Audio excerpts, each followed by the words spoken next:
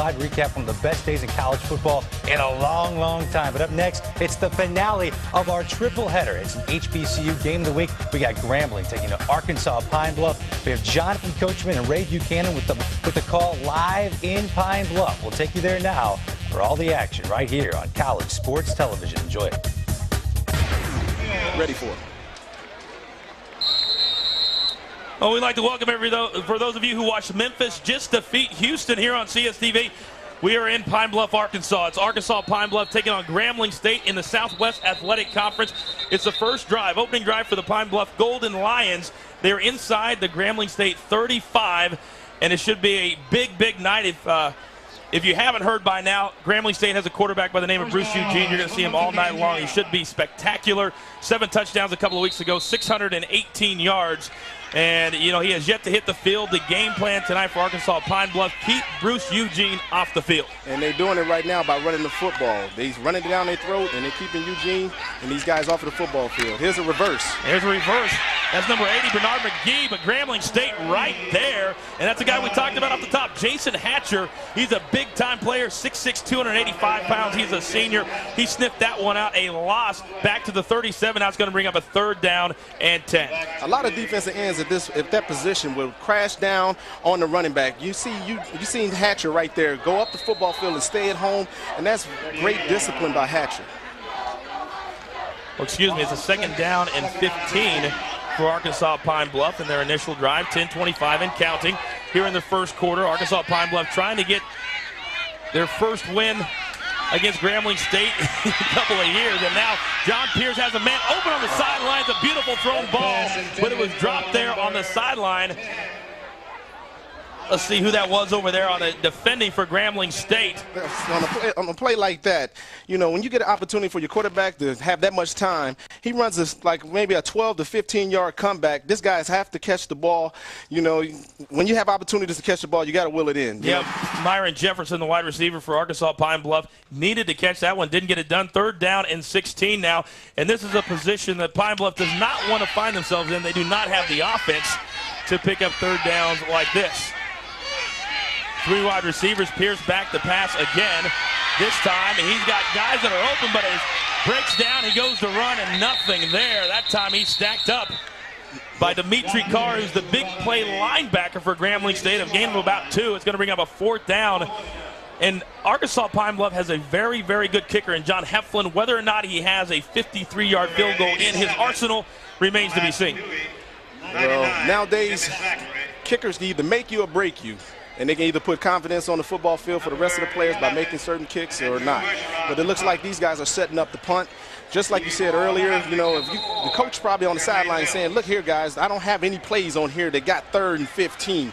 If you get any plays with 3rd and 15, tell me. So I would have thought he probably would have ran a draw right there. Well, Pine-Bluff is going to kick. Andrew Bergeron looks to try to nail it inside the 10, and it lands at the 4 and out at the 1. And let's see if it went into the end zone. I don't think it did. It was covered down there by Ralph Moore, excuse me. That was great Courtney McLemore right there. And what a beautiful punt by Bergeron inside of the 1. And Grambling State will take over with Bruce Eugene at the helm at their own 1 with 9:13 to go here in the first quarter. That was a great play by the special teamer. Whenever you can get a guy down the football field as fast as he did and get the play and knock the ball down at the 1-yard line, maybe the 2-yard line, and I think that's something special. When you can do something like that, everybody's looking at you, patting you on the helmet on the sideline. Good job, good job. Got Eugene backed up. Well, there's the man right there, over 1,300 yards, 15 touchdowns. The number is staggering. Only 1 interception. That came in their last game against Mississippi Valley State. And that time, just a quarterback sneak trying to get out from the shadow of their own end zone, out past the 5 to the 7 is Eugene. Now, keep in mind, let's take a look, first of all, at the Budweiser starting lineups for Grambling State and a big, big offensive line, Ray. Man, these guys are huge. I mean, I'm looking at these guys. You got Jonathan Banks, 6'8", 360. You got Tarvis Crockwell, 6'2", 290 pounds. You got another 6'3", 330 by Jamar Dorsey. You got an Andre Bennett, 6'6", 350. These guys are huge. Yeah, and at the skill position, Terry and Rogers, Craig Lloyd, Clyde Edwards. Keep an eye on Clyde Edwards and Moses Harris, the wide receivers for Grambling State. They will get a lot of work tonight. Now a handoff to the back, and now here's a look at the Budweiser starting lineup for the defense, and it's going to be a lot on the shoulders of the defensive backs and trying to get pressure from the defensive line by Pine-Bluff. Well, if you get pressure on Eugene, I think I would love to see that, because I would love to see him in the heat of the moment of how he reacts actually to pressure. Right now, it's looked like he's been sitting back, sitting in the pocket and having enough time to throw the football. And when you have enough time, you can hit just about any receiver in the league. Well, brings up a 3rd down and 4 from their own 7. Bruce Eugene has yet to throw a pass, and he still hasn't thrown one. He hands it to the up back again across the 11 to about the 12. I think this is very interesting that you can actually come out and everybody thinking Eugene is about to throw the ball. You're about to see a lot of bombs in the air, and they come out and they run the football. I think this is a great play right here just to pick up the 1st down. You actually run a draw. You keep the defense on the back of their heels. Try something different. And that was running back Ab Kwan, who's a name you're going to hear a lot tonight as well. Ab Kwan, a big year so far. Doesn't get to see the ball a whole heck of a lot. That's because Bruce Eugene is always just throwing it all over the field. But a 1st down and 10. Big 1st down for Grambling State. We're about halfway through the 1st quarter here in Pine-Bluff. Bruce Eugene, he looks to the outside, a little bit overthrown. He was looking for Moses Harris. And, Bruce Eugene has a huge arm, an NFL caliber arm. And tonight the coaches say he is ready mentally, and he's ready to have a big game. Well, I think he's going to have a big game. It's just yet to be seen. They got to get him comfortable right now. He just finished overthrowing an open wide receiver by the name of Moses Harris, one of his main guys that he actually goes to. But I think he's going to be all right. He needs to settle down a little bit. That was just his 1st throw. Well, you call him Big Chunky? Big Chunky he is. Well, he is big. He's over 250 pounds, but he's lost about 50 pounds from a couple of years ago. Now here's a handoff to Ab Kwan. He's across the 15 out to about the 17. And Ab Kwan is a guy that kind of takes the pressure off of Bruce Eugene, and when you start with the field position they just started in, you need to have a guy like an Ab Kwan. You got to have a guy like Ab Kwan. You got to have a running game, period. You can't just go out here and throw the ball 50, 60 times and expect to win a lot of football games. Yeah, I mean, you're going against Arkansas Pine-Bluff, and they beat you last year 41-22 without Eugene, but now Eugene got something to prove. Grambling State 3-0 in SWAC play to this point. 3rd down and 5 for Bruce Eugene. He's looking over the middle. He's got a man wide open up to the 25. And that should be enough for the 1st down. And I talked about it, number 3, Henry Tolbert. And they've got 3 wide receivers. And look at this guy. He's got a great arm, all kinds of composure. Look how much time he had. A 1st down. Yeah, you see how much time that Eugene had, throwing the Tolbert right there. He's the 3rd receiver that comes in for this group. Melvin Spears had a lot to say about this guy. He said he's super fast and can get down the football field, and right there he has soft hands. Uh-oh. Well, false start by the entire right side of the Grambling State offensive line. Well, those are the plays that when you go out there and you make bonehead mistakes, you just give up 5 yards, and there once again the coach looking at his book and saying, "Oh, do we have any plays for 1st and 15?" Number 71, Derek Governor, had the cues of the false start. Right here, I mean, Eugene can throw the ball if they want, but I would look for them to actually run another draw play, maybe just keep these guys on the back of their heels. But with the arm of Eugene, you never know. He might just throw the ball up in the air, and one of these guys will come down with it. 1st down and 15 for Grambling State and Bruce Eugene. And here's a handoff to Kwan. He's up the middle, across the 20 to the 22. He continues to spin. A very, very strong run up to the 24 for Ab Kwan there to make the stop for Arkansas Pine-Bluff. Was a linebacker, number 27. It was a nice little play right here, just like a call that I believe they would probably run a draw right here. Everybody does it in the situation. 1st and 15. You don't want to risk passing the ball too often. You got a guy like Quan that can actually run the ball. Why not feed him? Let him eat a little bit. I call it eating. One of the Bass brothers, and not really brothers, but Charles Bass, number 27 on the stop. Justin Bass is also a big play member of the Arkansas Pine-Bluff defense as well. 2nd down and 10 from their own 24. Bruce Eugene kind of a sidearms it out to the end of the flat, incomplete, intended that time for Clyde Edwards. And Bruce Eugene, it seems to me, at least initially, he likes to rely on these strong arms and the technique not really moving the feet there. Well, right now he didn't move his feet. You know, you got to step into the throw just a little bit. You know, he had a guy wide open. You know, these passes, when you throw on a screen, screens are usually easy to throw. Usually you just lob the ball over there, and then the wide receiver get the ball, and they'll turn up the field, and he has some great blocks. But right there, you know, that Eugene was off again. You know, so he's 0 for 2. Well, he's 0 for 1 for 3. I'm sorry. Exactly. Very rapidly moving first quarter. 3rd down and 10. Bruce Eugene has a man wide open. A beautifully thrown pass out there. His wide receiver, George Pickett, on the reception. And what a rope by Eugene. And that's good for a 1st down up to the Grambling State 39. Well, this is what everybody came to see. They wanted to see Eugene. You see how he's moving his feet a little bit. He steps into the throw. He makes a great throw, and was like a 15-yard out. The guy caught the ball and ran out of bounds. Grambling wasting no time getting to the line of scrimmage, and there to hand off to Quan again. He's up past the 40, the 44, and still on his feet. And he's got all kinds of room, and still moving inside the 45, down to the 42. Quan with a fantastic run and making the really touchdown-saving tackle for Arkansas Pine-Bluff is number 31, Calvin Moore.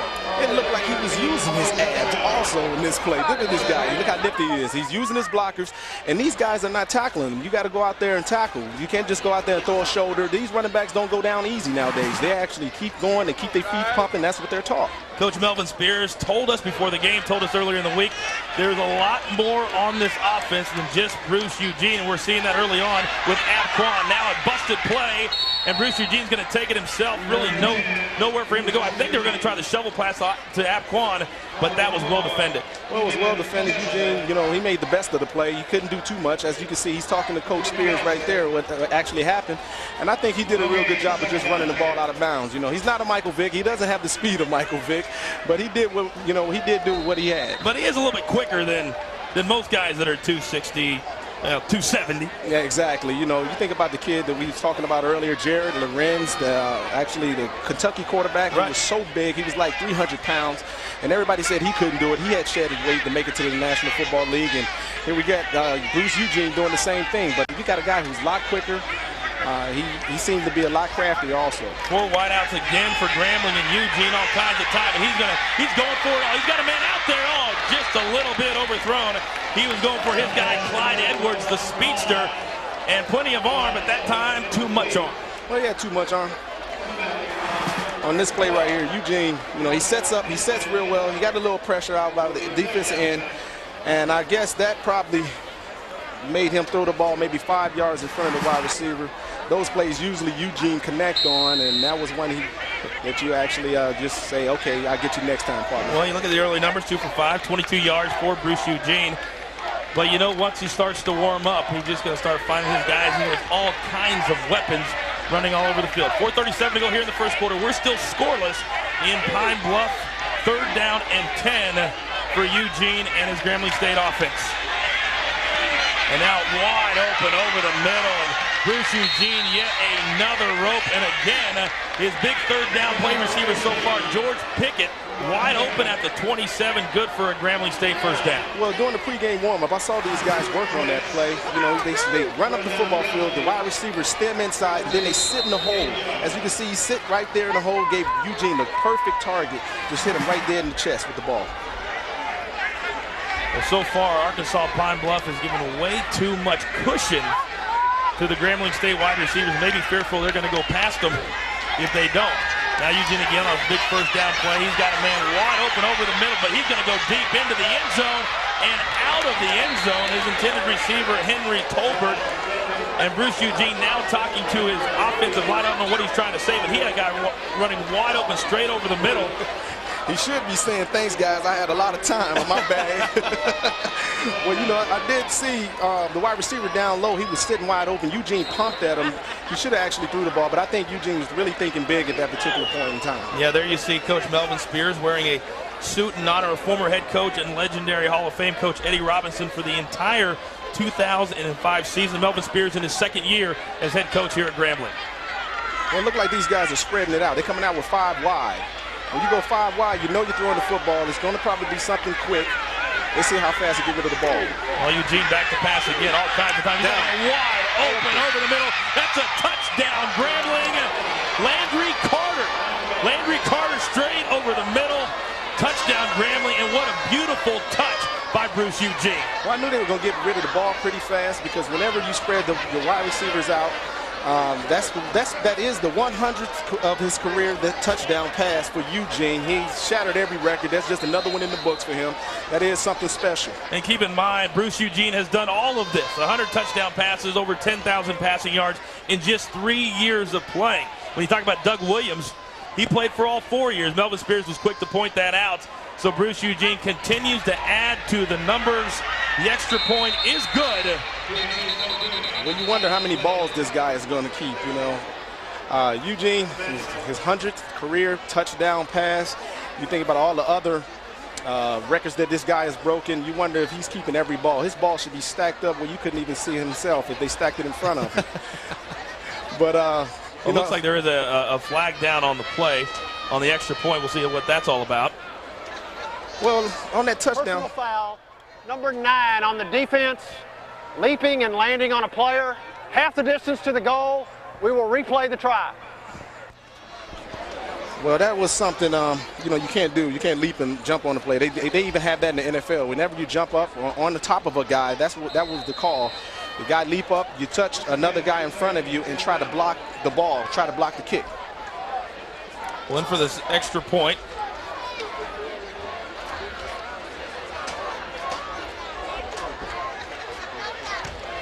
And this time the extra point is no good. So Grambling State chooses to kick it again, and they miss it. So without the extra point, Grambling State, Bruce Eugene on the board first.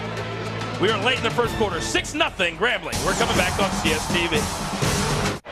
2 outs in the inning, and there's strike 2 on the bomber. What an epic battle we're witnessing. He digs back in. No, wait. What's he doing? The bomber is calling his shot. I'm all over that. He's pointing beyond the outfield fence. Yeah, buddy. Are we witnessing history? And there it goes! Bud Light. Great taste. Great times. What drives a man to such greatness? Bud Light, Bud Light, Bud Light. Ooh, a hot dog.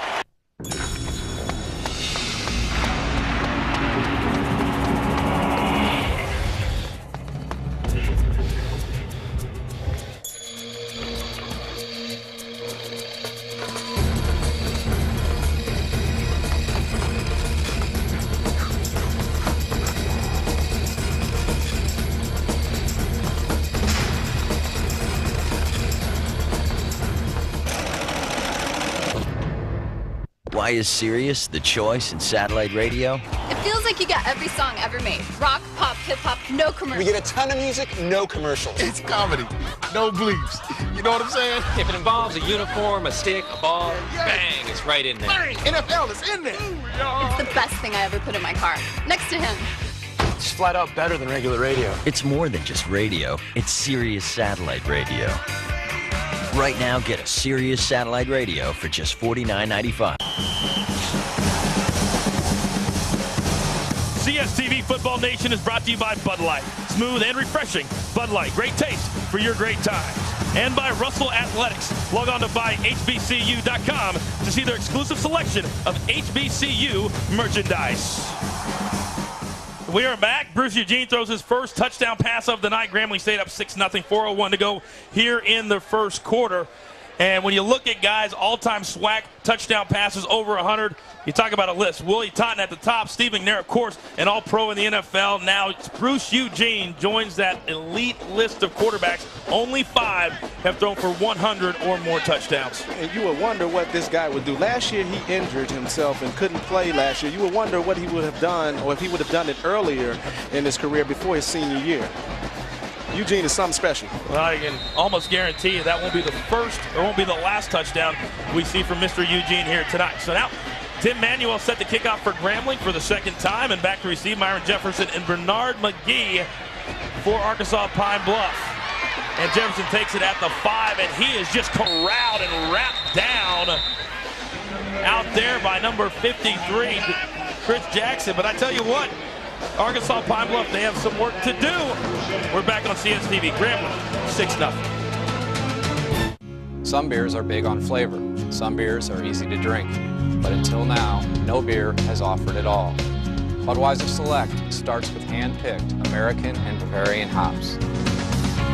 Budweiser Select is brewed longer for a bold taste that finishes clean. With Budweiser Select, it all comes together. Expect everything.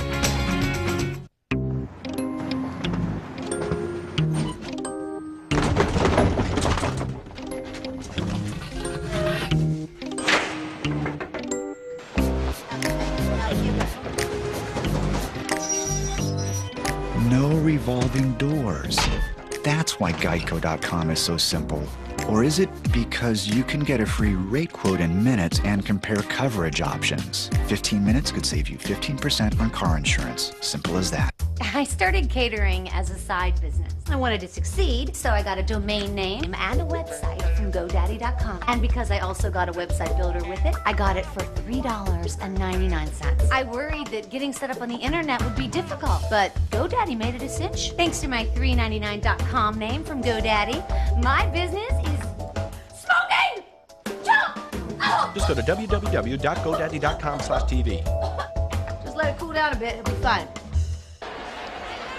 3:54 to go here in the first quarter. Grambling stayed up 6-0 on a 28-yard touchdown pass from Bruce Eugene to Landry Carter just a few moments ago. So Arkansas Pine-Bluff and John Pierce will take over for their second drive of the ball game. 84 yards they need to go to pay dirt. Ray Buchanan. Well, we'll see what happened right here. I think they need to control the ball again. Well, they did a great job the first time, and that's Tony Joseph up the middle for about 3 yards, stacked up in there by a couple of Grambling State defenders. And Joseph, in the first drive, they picked up a lot of good yardage, but they were stopped at about the 35-yard line of Grambling State. So they proved they can run on Grambling State. They just got to get points. They just got to get points. Whenever you get down in the red zone, you know, your coach probably throwing down his hat at that particular time because you want to score. When you get in the red zone, when you don't score, it actually hurts your team. You at least want to try to come away with a field goal. But in that case, they were backed up. They had to punt the ball, and they downed the ball at the 2-yard line, and you know, Eugene, those guys took him the distance. John Pierce behind center. He's got two wideouts. Now he's going to hand it to Tony Joseph again. He's trying the right side, and he's stacked up again. A beautiful play that time on the outside, and that's the middle linebacker for Grambling, Dimitri Carr. We're going to be saying his name a whole heck of a lot here tonight. The coaches say he can run sideline to sideline. He has great speed. Well, you have great speed at your middle linebacker position. You're going to make a lot of plays. You know, you think about like a guy like Ray Lewis. That's what Melvin was trying to compare him to. Probably not putting up the numbers, but at 6'2", 232 pounds, and if you can move laterally, that tells you something about a lot about that kid. 3rd down and 5 for Pine-Bluff, the Golden Lions. 2:37 and counting here in the first quarter. A big afternoon and evening of college football all over the country, and huge crowd here as well in Pine-Bluff. Pierce back the pass. There's a flag that goes flying. Probably going to be holding in the backfield of Pine-Bluff, but Pierce just able to throw it away. Really, nobody was wide open, and if this indeed is on Pine-Bluff, I'm sure Grambling State will decline the penalty. It'll bring up a 4th down. Well, you know, John Pierce was actually looking around for somebody to get open quickly as he was running to the sideline. Usually you're going to get a holding call because those guys are not looking for the quarterback to be flushed out of the pocket. The tackles are sitting in the box and they're trying to hold their defensive ends, or if it's linebacker blitzing, they try to hold on to him. And next thing you know, the guy gets outside the pocket and he can start to pull the jersey. We have 2 fouls on the play. Holding on the offense, number 77. That will be enforced 10 yards from the previous spot. That penalty will be declined. We have personal foul against the defense, number 87. That penalty will be 15 yards from the previous spot. Automatic first down. Well, it's a very interesting rule, but when you have the personal foul against another penalty, the personal foul is always enforced. And so a huge break for Arkansas Pine-Bluff, the 15-yard penalty enforced, so they will get a much-needed first down. Well, you know, that's a very unfortunate play right there, you know, because the 15-yard penalty actually hits and it occurs in a time where you know your team needs you most. So I really don't think Grambling should have did that. Well, here's well, see right there, you saw the holding penalty, and that was the personal foul right there. And that was on number 87, Matt Dewey. And so you know, I don't really understand why they're going to get a first down, but maybe we'll get an explanation right here. Let's take a look at it one more time. That's just something you can't do. That's just a bonehead mistake. Both fouls will be enforced. We have holding on the offense, number 77, and we have personal foul, number 87 on the defense. Will be an automatic first down.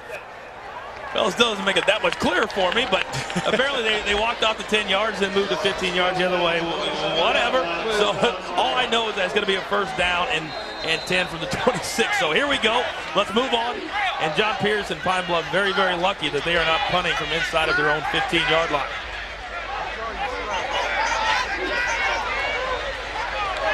Now Pierce again handing to his back in the backfield, and another flag flies, and again that was Tony Joseph. Yeah, he got stopped that play. They had 9 guys in the box. I was wondering what was going to actually happen on that play, but we have a flag. Well, nowhere to run there for Tony Joseph, and if they're going to continue to run up the middle every single time, as you mentioned, they're going to put 9 guys in the box and say, beat me throwing, I dare you. Yeah, these guys put 9 guys in the box. You know, whenever you put 9 guys in the box, you know, they're challenging you. So these guys still running the ball. They gave the ball to Tony Joseph. You know, you see you get the offense, number 78, 10-yard penalty from the previous spot. We will replay first down. The holding penalty on Robert Totley, the 6'3", 320-pound senior from Malvern, Arkansas. So that'll move the Pine-Bluff offense back 10 yards. It'll be first down and 20 inside their own 20. And so far, Pine-Bluff has been kind of shooting themselves in the foot. But, you know, after the first quarter, I think if you told Coach Forte he'd be down 6-0, I think he'd be pretty happy with that. He'd be pretty happy. I mean, you're never excited about when the team scoring you, but to be down only 6-0 after a missed field goal, that's something special. Here we go. Now the handoff back in the backfield again. That must be Merritt. Well, we got a little change up this time.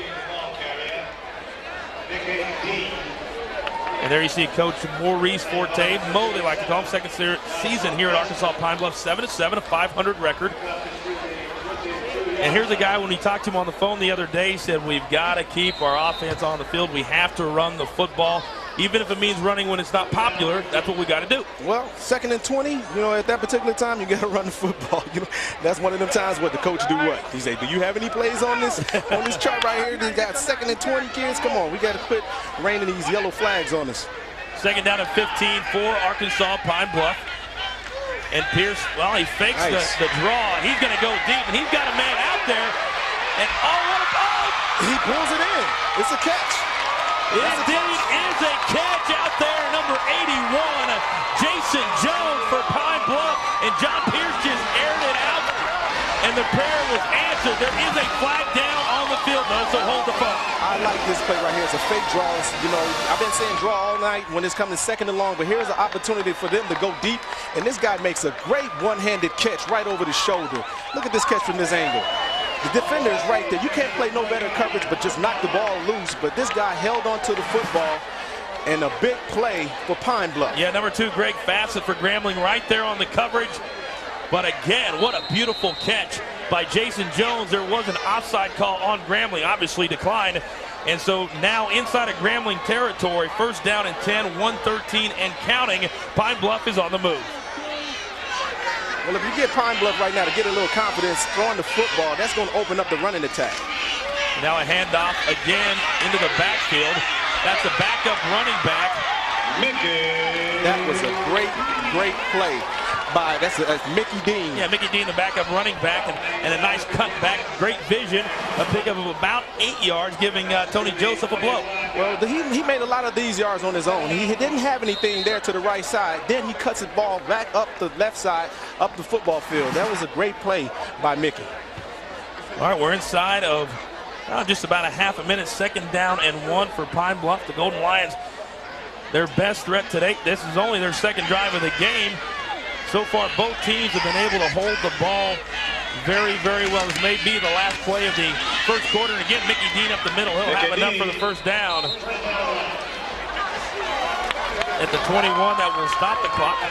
Well, folks, your college fantasy is finally a reality. CSTV Fantasy College Football, presented by Citi, offers an exciting format that is unique to the college game. Create your own league and invite your friends to play, or join a public league and test your skills against other fans. Play for free at CSTV.com. Well, that will be the last play of the first quarter. but Pine Bluff will be threatening when we come back at the start of the second quarter. Very good football so far. Bruce Eugene has put Grambling State on top 6-0, but Pine Bluff threatening. When we come back, this is Football Nation on CSTV. Hey.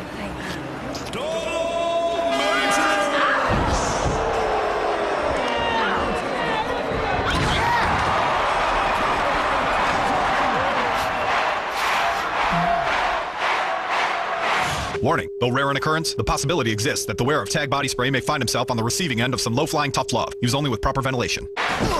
Introducing Tag body spray for guys. Consider yourself warned. Every day, Progressive does something that's, well, progressive. They have this ticker that shows their car insurance rates and their top competitors. Right now on Progressive.com, you can see actual rates that people are getting. Sometimes Progressive is the lowest. Sometimes they're not. Hey, if they're this helpful when you're shopping for car insurance, imagine how they'll be once you're a customer.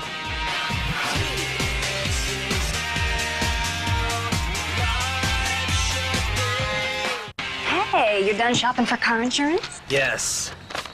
Honey, did they compare this rate to other companies? No. How about service? No.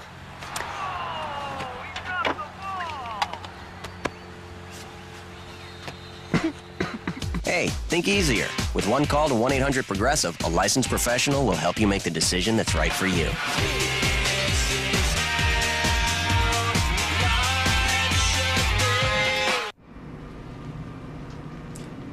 DirecTV has 100% digital quality. Listen to me. You need to get DirecTV. Introducing Spread the Word, only from DirecTV. Now DirecTV customers can get a free month of service for every person they refer. Surprise!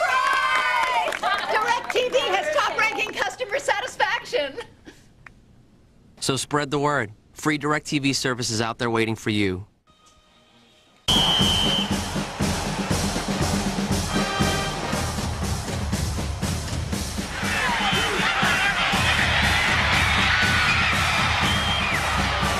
Landry Carter put Grambling State on the board. 6-0, but Pine Bluff as we start the second quarter alongside Ray Buchanan. I am Jonathan Coachman. The Pine Bluff, Arkansas offense, Ray. They are pressing, they are threatening. They're at the 21 of Grambling State as we kick things off here in the second quarter. So pleased you can be with us here on Football Nation on CSTV. And Pierce, he hands back to Mickey Dean inside the 20 down to about the 18.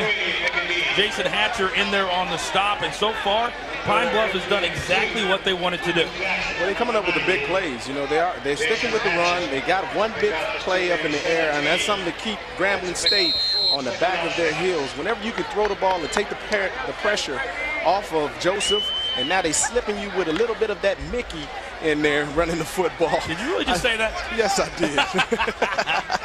I think I like that. I might call him slip. All right. But he, actually, they're giving a 1-2 punch. So, you know, Joseph's on the sideline getting the break. Second down and 6 for Pine Bluff. And again, a draw to Mickey Dean. And plenty of room for Dean. This time down to 11, down to the 10. That again will be enough for a Pine Bluff first down. It'll be first down and goal to go for the Golden Lions. Here, this is an all-tackle play. I think this is a great call right here. Then he gets up the football field. Once you go on sideline, you get as many yards as you want running sideways, but this guy's, Mickey's getting up the football field, and he got the first down there. Mickey Dean is a 6'1", 210-pound freshman from just up the road in Little Rock, Arkansas, and this kid is dazzling. Has good speed, good motor skills, and right now he's got his Pine Bluff, Arkansas offense at the 10 and threatening to take the lead here early in the second quarter. Pierce behind center, this time to the fullback, and Cunder cut right there. That was Dimitri Carr. There's the guy we've been talking about. He actually just sat there and blitzed the gap. Big number 41, Charles Ali, had the run, but take a look at Dimitri Carr. Wow. Well, it looked like he had the A-gap handled there, you know, and he's looking at him like, get that up out of here, kid. Come back tomorrow. Dimitri Carr, 6'2", 232 pounds. He is a senior, and he is a Mr. Do-Everything in the middle of that linebacker core for Grambling State. Second down and goal for Pine Bluff, just inside of the 10. And Pierce again, he's going to hand off to Mickey Dean inside the 5, inside the 4, and that's where he's going to be wrapped up by a host of Grambling State defenders. but not before he got down to about the 3, and a great lead block that time by Ali. That was a very gutsy call. They came back with the same play, saying, okay, all right, we're going to put you on the back of your heels. We're going to run the same play again. And actually, Dimitri wasn't there, and Mickey got several yards, and now they're in scoring position. Boy, big, and I do mean big, third down play for Pine-Bluff and their offense. You got to capitalize when you have opportunities like this. They've done exactly what they wanted to do, keeping Bruce Eugene off the field, but now they need to capitalize that they're inside of the Grambling State 5. A spread formation, 3 wide receivers. And Jason Jackson in motion for Pine-Bluff. And Pierce, look, he's got a man out there wide open. What a beautiful, beautiful play. And that's Jason Jones, wide open. He's the man that had the big play to get them into this position. And John Pierce completes the touchdown pass, and Pine-Bluff is an extra point away from taking the lead. This is a great call by the coach. You know, you got a rollout play here. Here he gets the snap, roll out to the right. A guy runs a 5-yard out, sitting wide open. They actually had 3 wide receivers flanked out to the right. He was the second receiver, sitting wide open. He lies it right there in his lap. Touchdown, Pine-Bluff. The extra point, I think by John Heflin. When you look at, Jonathan, you look at something like this is giving Arkansas Pine-Bluff the confidence that they need. Oh, absolutely, without a doubt. Arkansas Pine-Bluff, they're in a dogfight early here in the second quarter. Pine-Bluff takes the lead. They're up on Grambling by 1.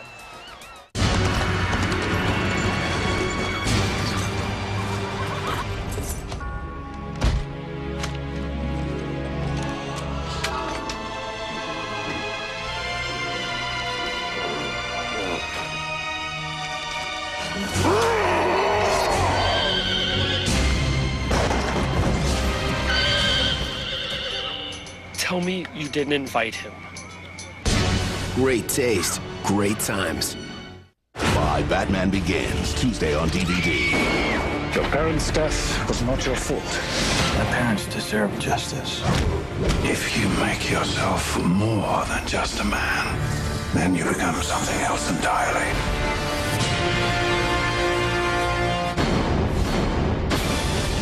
Just hold on. It's not who I am underneath, but what I do that defines me. 5 Batman Begins, Tuesday on DVD. People have been waiting for this game for a long time. In fact, the fans are already out in force. The marching band is here as well. Coming up on the campus to kick off their game.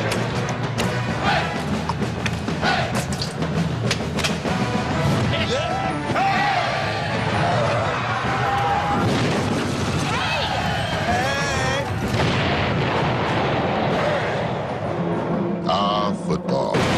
Are you in good hands?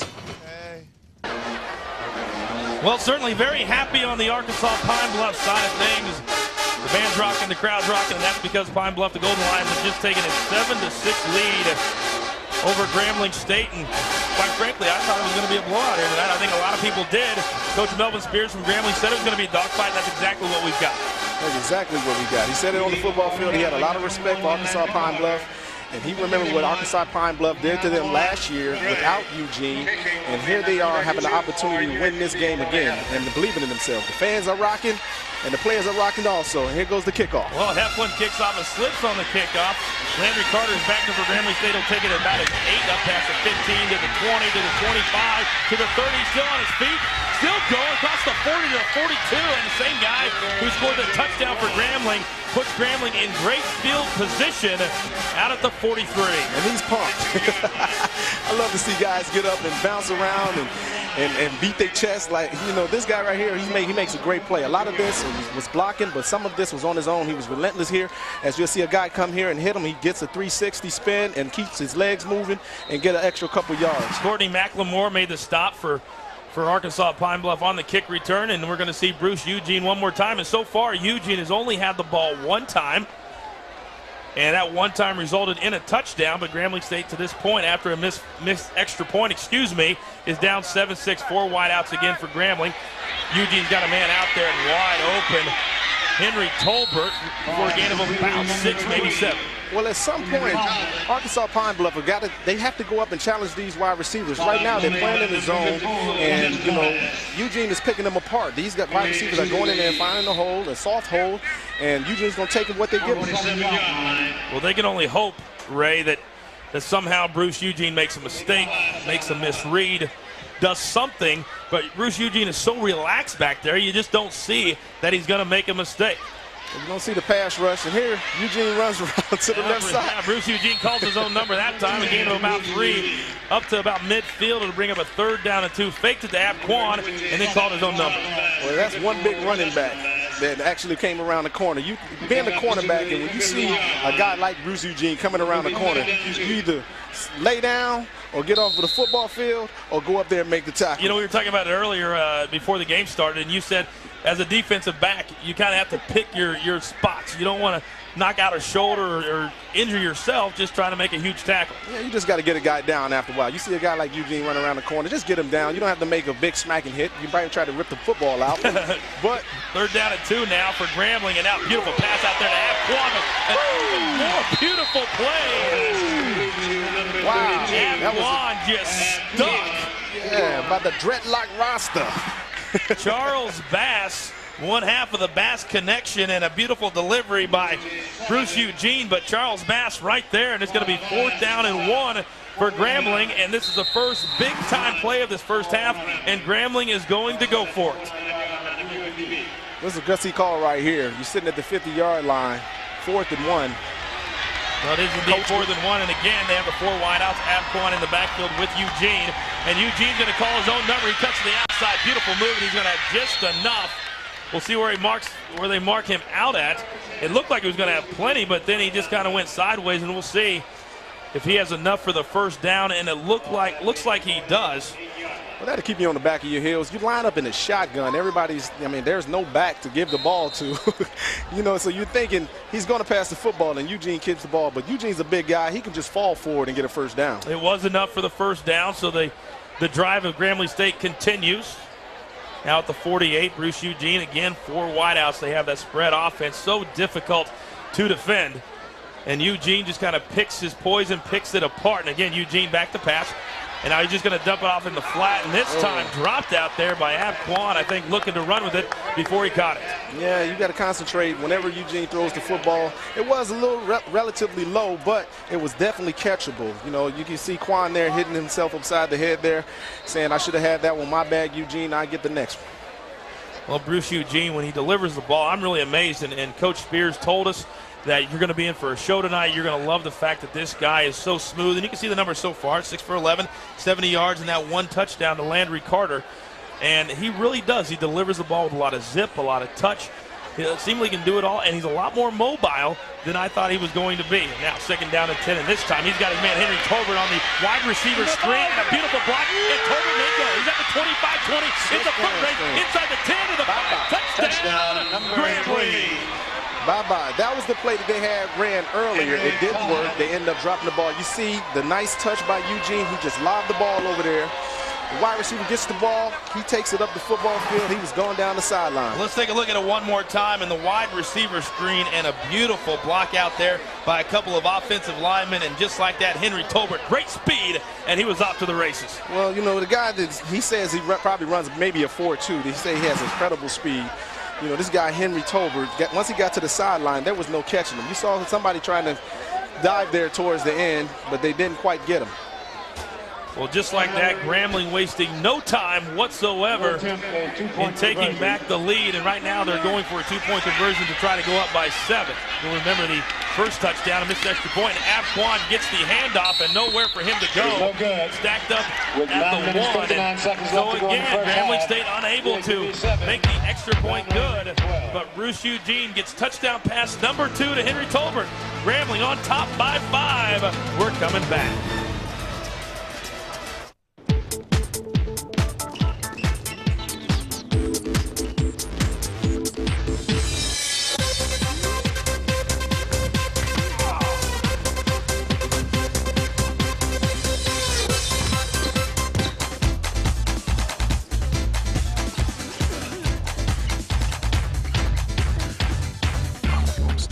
going. Energizer keeps going and going and going and... Why is Sirius the choice in satellite radio?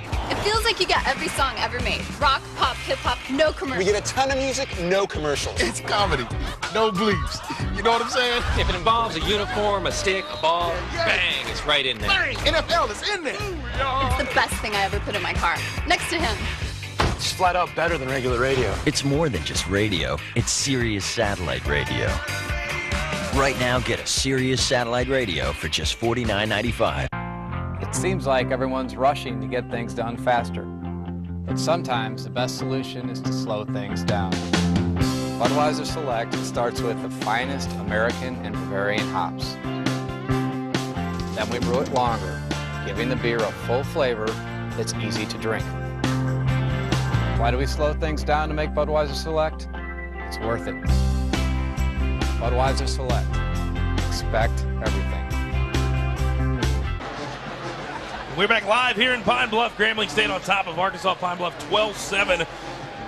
You can see the Grambling State scoring drive, 6 plays, 58 yards. Just took up 2 minutes and 14 seconds. The capper, the 48-yard touchdown from Bruce Eugene to Henry Tolbert. Yeah, Bruce Eugene just lobbed the ball over there to Henry Tolbert. And Tolbert, you know, Coach Melvin Spears said that it doesn't even look like this guy is running. He runs so smooth. He runs so relaxed. But he's super fast and quite... Too many guys that probably in the NFL can't catch this guy. It's funny that he tells that story to us right before the game started, and boom, second quarter, Tolbert looked like it was going to be maybe a 15, 20-yard gain, and just like that, boom, he's into the end zone. So just like that, Grambling State on top, 12-7, 9:59 to go here in the second quarter. And let's just keep track. Bruce Eugene now is up to 2. They said tonight, you know, he was down there on the field beforehand, and maybe 6 to 8 touchdowns is what he's shooting for. Yeah, and right now that was number 2. Touchdown number 101, TD pass. All right, back to receive for Pine Bluff Warriors coming to Bernard McGee, and it's going to be McGee. Oh, just taking a shot up at the 28, and that's where Pine Bluff will take over for their third possession here in the first half. And I got a question for you. Do you live for college football? CSTV All Access College Football is your ticket to all the action this season. Listen to more than 800 live games and watch streaming press conferences, see exclusive athlete features, coaches shows, and more all on your computer. CSTV All Access College Football is the best way to stay on top of every single down. Log on to CSTV.com to subscribe. John Pierce now out here, and last time he was on the field, he threw a touchdown pass to Jason Jones. See if he can do the same again, down 5 with 9:52 to go here in the second quarter. This time he's going to hand it back to his back in the backfield. That's Mickey Dean, a nice cut up to about the 35. Now, we've seen Mickey Dean, Ray, for 2 straight series now. I wonder if there's something wrong with Tony Joseph. It definitely make you wonder if something's the matter with Tony Joseph. Mickey Dean has been in the game now the last 2 series, and he actually been running the ball pretty well. That's another play right there. They had off tackle. He followed his blocks, and actually it looks like he's a cutback runner. You know, you have those guys that are straight ahead. You have guys that run laterally. This guy right here likes to run lateral and then cuts up the football field and try to get extra yards. Mickey Dean, just a freshman running back for Pine Bluff, and they'll bring up a second down and 3. John Pierce so far has done a very, very quality job keeping Pine Bluff on the field. This time straight up the middle again. Mickey Dean picking his spots, and he's up past the 45. Good for a first down. Pine Bluff up near midfield. Well, he followed his blockers right here. You know, he just go right up the middle, right up the gut, right behind these big offensive linemen, and barely got touched for the first 5 yards. Then they come the defenders to come and hit this guy. Look at Mickey. He's building confidence up. He's saying it's first down, and first down it is. Well, anytime you got Jermaine Mills and Greg Fasten making the tackles for you in the defensive backfield, that's not a good thing for Grambling. Out first down and 10 at their own 48 for Pine Bluff. Again, 2 wide receivers and an I backfield. Again, Mickey Dean is still in there for Pine Bluff, and plenty of room again. Big time hold by that Pine Bluff offensive line inside the 50 down to the 47 for Mickey Dean. So now you think, now they're saying, okay, we might have to put 9 guys in the box. Mickey Dean right now is killing us. But you do not want to sit back and then let them hit the home run. They're setting up the play action pass. Well, there you see Tony Joseph right now on the sidelines. He looks to be healthy, but once again, we don't know at this point, but even if he is healthy, Mickey Dean is running the ball so well, you got to keep the guy in there. Second down and 5 from the Grambling State 47. Now we're approaching 8 minutes to go here in this second quarter. A capacity crowd here at Golden Lion Stadium in Pine Bluff. And again, Mickey Dean gets the call. He's inside the 45, breaks the tackle, gets down to about the 43. Looks to be about 1 yard shy of a Golden Lion first down. You know what's real interesting, Jonathan, is the fact that these guys are lining up and they're running the same play over and over until it looks like Grambling State stop it. You know, we got Mickey Dean right now rush for 10 yards, 60 yards. I mean, 10 rushes for 60 yards, 6-yard average. 6-yard average is huge right now. That's big. I mean, there's big-time holes being opened up out there, and as you mentioned, running the same play time after time. But when you open up those holes, that's what you get. Well, now it looks like Tony Joseph is back in. Mickey Dean getting a blow, and it's going to be a third down and about 2 for the Golden Lions. And Pierce again, handing back to the back of the backfield. This time, big-time hole that time. Tony Joseph breaks it to the outside, inside the 30, down to the 28. There wasn't a hole up the middle, so he took it to the outside.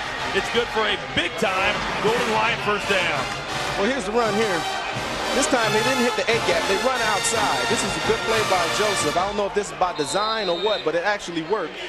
Once he got up the football field, they run in an I slot left every play, and they run in the same play every time. You wonder when Grambling State is going to throttle down and get it. Here, they line up in I slot left again. Let's see what happens. Well, Tony Joseph still in there now at I back, and a first down and 10 from the 28. Pine Bluff threatening again, and what a shot. They hand it to Tony Joseph, but that time Grambling State was ready, and it was big number 95, Jason Banks, was there for the stop. Well, you know, he was in the right position at the right time. He got in the backfield. This time they tried to switch it up and try to keep, you know, Grambling State on the back of their heels. But this guy Banks got in the backfield and actually absolutely smothered him. Jason Banks, 6'5", 300 pounds. He's just a sophomore for Grambling, and no time at all for Joseph to react. A loss of 2. It'll bring up a second down and 12 from the 30 of Grambling for Pine Bluff. Again, another quality drive so far. Pine Bluff has really put great drives together, great time-consuming drives. This time, John Pierce has nowhere to go and just throws it out of bounds. He did have a receiver over there, so it's not intentional grounding, but that time, great coverage and great pressure by Grambling. Yeah, you know, Jason Hatcher actually got to the quarterback real fast. This is what I was just talking about, these guys running the football and now setting up the play-action pass. I thought this was a good job by the quarterback, getting rid of the football. Most quarterbacks eat the football, take the sack. This guy got rid of the football because he was out of the pocket. Now, we've talked about it. This is not a position that Pine Bluff wants to be in. They don't have an offense that allows them to pick up big chunks of yardage at any one time. But these are also third down plays you got to pick up if you want to beat a team with a high-powered offense like Grambling has. So here we go, third down and 12. And now Mickey Dean is back in there running back with 3 wide receivers this time for the Golden Lions. You wonder how much pass protection he's going to have right here on this particular play. He doesn't look like he has time now. Mickey Dean picks up this. Nicely done, but this time nowhere to go, flat down on the play, and all Pierce can do is just throw it out of bounds, and then another flag back there. Looks like it's going to be roughing the passer, so we're going to have a couple of different penalties, but just a dumb play, at least on the Grambling side, by big Antonio Hughes, just laying out John Pierce well after the ball had been thrown. Well, this is another bonehead mistake by Hughes. You know, when you got the opportunity to get to the quarterback, you got to hit him legally. After the ball is thrown, this guy actually takes a whack at him, maybe trying to work just a little extra hard. Look at the little shove there with the elbow. That's a flag every time. The 15-yard penalty will overshadow any other flag that's out there on the football field. There are 2 fouls on the play. Holding on the offense, number 15. Roughing the passer, number 93 on the defense. Those penalties offset. Okay. Replay, third down. Well, those penalties offset, so we're going to replay third down and bring up another third down at 12. But again, you talk about it, you know, you're giving Pine Bluff an extra down, an extra chance to try to pick up that first down. Well, I was saying right before that play actually began, how much time, you know, the quarterback was going to have to throw the football, and they were right in his face early, and he was able to scramble to get away from the pass rusher, roll to the right side of the football field, throw the ball out of bounds, which is a great play by the quarterback. And actually got hit afterwards but the penalty is offset, so here we go. 3 wide outs again for Pine-Bluff, and Mickey Dean alone back in the backfield, and this time good protection, but it's breaking down and hit from behind just as he was about to throw the ball was John Pierce, and that's big Jason Hatcher with the pressure, and the pass incomplete, so that'll bring up a 4th down and 12, and Jason Hatcher so quick out there. Well, at one point in time, the wide receiver was open down the football field, but Jason Hatcher is very fast. You know, Melvin Spears said this guy runs a 4.6 40. That is super fast. That's up there with Julius Peppers. That's up there with Dwight Freeney from the Indianapolis Colts. Julius Peppers with the Carolina Panthers. So we're comparing this guy to some elite players in the National Football League, and he's proven himself out here on the football field to get to the quarterback and make big plays. Well, right now, Arkansas Pine-Bluff is going for the field goal. It's going to be a 47-yard attempt by John Heflin. He's got a fantastic leg. Plenty for this distance. The kick is up. And the kick is no good. Plenty of leg, but just a little bit to the right. And John Heflin unable to cut into the lead of Grambling State. So Bruce Eugene will take the field and take the ball one more time. Grambling State leads Arkansas Pine-Bluff 12-7. We're coming back. You know, I got to tell you, since I've been hurt and missing work, you've been a big help to this family. No, really. The cash we get from Aflac helps us maintain the house, put food on the table. And my Jenny continues with her piano lessons. Yep, this family's doing just fine. And it's all thanks to Aflac. Ask about it at work.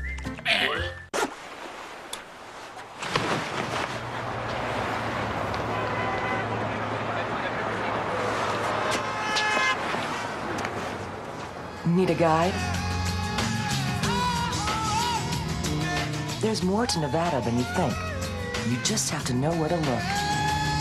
So visit travelnevada.com/TV to receive your free visitor's information package, including the Nevada Adventure Guide. Nevada, the possibilities are wide open. What are you setting your sights on? And when you see it, will you be ready? Just pick up the phone, dial 1-800-645-ARMY, and you'll get this free DVD.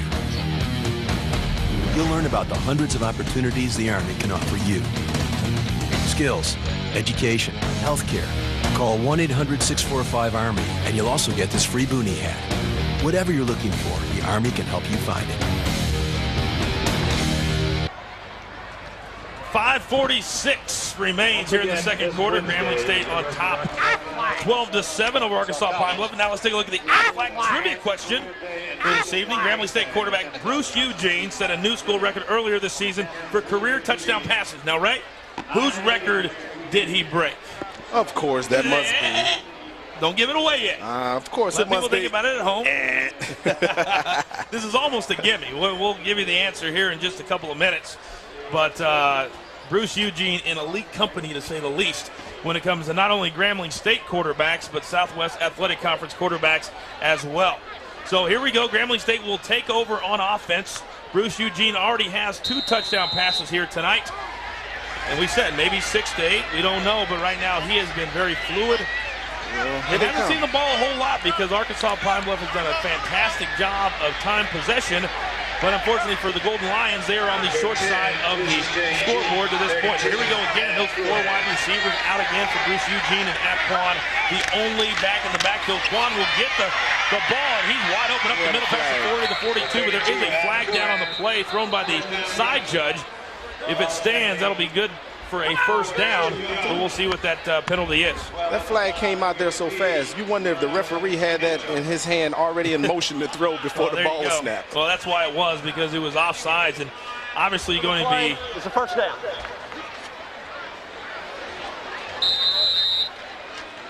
And it's going to be first down and 10. Obviously that penalty was declined, and now first down and 10 for Grambling at their own 42. And now Bruce Eugene, he's got a man out there. What a beautiful pass. Just overthrown the wide receiver there, Moses Harris. And right now, let's go back to New York. Game Tracker Live for an update. Out in Washington State trying to beat the Bruins 5 straight times. Doing it right now. They're up on them 38-28. And in Virginia, Florida State trying to go 6-0, but right now they're going to need a big halftime speech. They're losing 10-23. What a big day it's been across the country for college football. Now we're getting into the heated rivalries, getting into conference play, and everybody seems to be coming up with big plays all over the place. Well, after that near completion, 2nd down and 10 for Grambling at their own 42, and again, Eugene back to pass. And now he shovel passes out to Quan. Nice ad-lib and taken down right there at the 45, a gain of about 3. A nice play down there by the defensive back, number 12 for Arkansas Pine-Bluff, Keonta Into. This was a smooth play right here by Eugene. He didn't have anybody quite open, so he shoved the ball out there to Quan, and that was a great play by the defender. Yeah, Into just flying in there for the stop. It's going to bring up a 3rd down and 7, and really a must-stop for Pine Bluff to get the momentum back and get the ball back late here in the 2nd quarter. Again, 4 wideouts for Grambling, and Quan again the single setback for Grambling State. Now Bruce Eugene back all kinds of time. He's got a man wide open and delivers it perfectly again. His favorite target here tonight, Henry Tolbert, breaks a couple of tackles and gets inside the 35, and the man of the night so far has been that man, number 3, Henry Tolbert. That was a great play by Henry Tolbert. You know, of course, Eugene lined the guys up 4 wide. He backs up 5-yard step, slips a little bit there, but he still completes the pass there to Henry Tolbert. It was about a 20-yard out route. You know, he had the wide receiver. What made that play happen, he had the wide receiver screaming up the sideline, and he just was the slot receiver and ran a 20-yard out. Eugene's arm is so strong and just delivers the ball perfectly. This time he's going over the middle. He's got a man out there. Oh, nearly completed again. Beautiful touch this time intended for George Piggott, and he had his defender beaten, and Bruce Eugene just overthrew him by about 1 yard. Well, you see, that's the second. Well, you know, I really want to say that was a catchable ball. First of all, it did hit the wide receiver's hands. Whenever we see the ball hit a wide receiver's hand, we say, okay, it's catchable. And look, as you can see, as he lay out. Now you got to take that back. All right, I'll take it back. I give him. But the last play that Eugene threw on the sideline, that was catchable. The wide receiver had an opportunity to catch it, but that one right there was quite out of his hands. He laid out. I got to give him a good effort. A for effort. I'll tell you what, Bruce Eugene is just delivers the ball so beautifully. This time 5 wide receivers spread out all over the field, and that leaves all kinds of room. And Eugene fires a bullet to Tolbert, unable to complete that pass. Tolbert had it in his hands that time. I would say that needed to be caught. That needed to be caught. You know, they had came out this time with 5 wide. Eugene said, we're going to throw the ball. Tolbert, right now, you're hot. I see you. And you can see as Eugene backs up, he comes up, you thought he was about to run the football there. That drew a lot of attention. That left the wide receiver open. There he is. He take a chin shot right there. Tolbert, you need to hold on to the ball. Since you didn't catch the ball, you got chin check. Amp Boone delivering the blow to Tolbert, letting him know he was there, and that was just enough for him to drop the ball. So now a big 3rd down play for Grambling State. 10 to go, just inside the 35. We are approaching 4 minutes remaining here in this 2nd quarter. Grambling leads 12-7. Again, 4 wide receivers. The man breaking wide open over the middle. Instead, he delivers the. Number 9. No, that was a great play right there by Eugene. Throwing the football. Nice throw and catch right here. Moses Harris on the completion. Eugene has all day to throw the football. There's nobody getting any pressure. You wonder when Arkansas Pine-Bluff defensive coordinator is going to start calling some blitz plays just to get some pressure on Eugene. And right back up to the line of scrimmage, this time a handoff. And this time Pine-Bluff was ready. Landry Carter on the carry, and really no gain, maybe 1 yard. I really wish the fans at home could see what we get to see, Ray, the whole field spread out, because right now Bruce Eugene has wide receivers and running backs running all over the field wide open. Nobody can stop this guy so far. Nobody can stop this guy so far because nobody's putting any pressure on the quarterback. They're sitting back in the soft zone. It looks like right now they're trying to play a little press coverage, but they're playing soft zone, and Eugene is picking them apart. And now Eugene going into the end zone. He's laying it out again, just overthrown. Again, he had a man wide open. This time that was Reginald Jackson breaking out of the slot position, and this guy has 6, 7 different receivers he can throw to. And I think if you ask Bruce Eugene right now, he would say he should have at least 1 more touchdown pass, if not that one, then the one before. Well, we done seen 3 overthrown balls by Eugene. He's probably kicking himself in the hind right now, knowing that he can complete these passes any given, Saturday, and it's just not happening for him right now. His arm is so strong, and when he just has to lay it in over about 22, 23 yards, he really is having a hard time doing that here tonight. So a big third down play again, third down and 11 for Grambling. Eugene back to pass all kinds of time, and this time, nearly intercepted. The pass tipped down there by Pine Bluff's Clarence Fuller, and Eugene trying to shove it in again to Tolbert out there, but that time unable to get it done, bring up a fourth down and a field goal attempt for Grambling. Well, when you get an opportunity to make an interception, you should grab a hold of the ball, because Eugene and these guys are not going to give you too many opportunities. Look how much confidence they have. Well, yeah, I take it back. They're not going to go for the field goal. They're going to go for it on fourth down. Fourth down and 11 from Pine Bluff's 22, and either this is a lack of confidence in your field goal kicker or supreme confidence in your quarterback. I think it's option B. I think it's option number Well, now two. fourth down. Bruce Eugene again, all kinds of time. He's got Abquan out there. Plenty of room inside the 10 to the 5. Still on his feet. Abquan to the 1 and in for the touchdown. Number 32. And it looked like he got brought down by the face mask. That's why you see the yellow flags down there by the goal line. Flags are down everywhere, but what a remarkable effort by Abquan. And if this stands, and it looks like it's going to, what a remarkable 22-yard touchdown for the running back for Grambling. Well, I wonder if this is going to be offset on penalties. You know, you got the offensive line. When they tend to not move towards the goal line, that's saying there's something on the offensive side of the ball. Well, all the referee crew are discussing it and trying to figure out what they're going to call. And this is a very unfortunate play if it's happened to be against Grambling, because that was an extremely, extremely tremendous effort by Abquan to get into the end zone. Look like Eugene's there trying to plead his case. Well, they're pleading their case, and yeah, it looks like it's going to be a touchdown if Bruce Eugene's reaction is any indication of that. There are 2 fouls on the play. Offsides. On the defense, that penalty is declined. Personal foul, defense, that penalty will be enforced on the kickoff. The touchdown is good.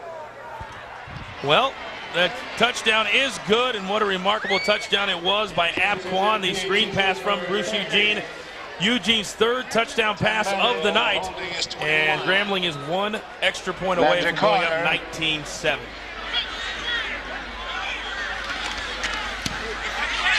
And the extra point by Tim Manuel is good. And, let's take a couple of different looks at this touchdown, and what a great touchdown this one really was. Well, look, nobody's trying to get to the quarterback. Eugene has all day. He rolls right. He sees Abquan. Abquan gets the ball. Nobody's tackling now. This is the fundamentals of football right here. Everybody thinks that he's down, and then you get a guy grabbing his face mask to try to pull Abquan down because he was relentless. Well, Abquan, the coaches talked about it. What a great weapon coming out of the backfield in that big spread, wide-out offense that Grambling has. He is the X factor.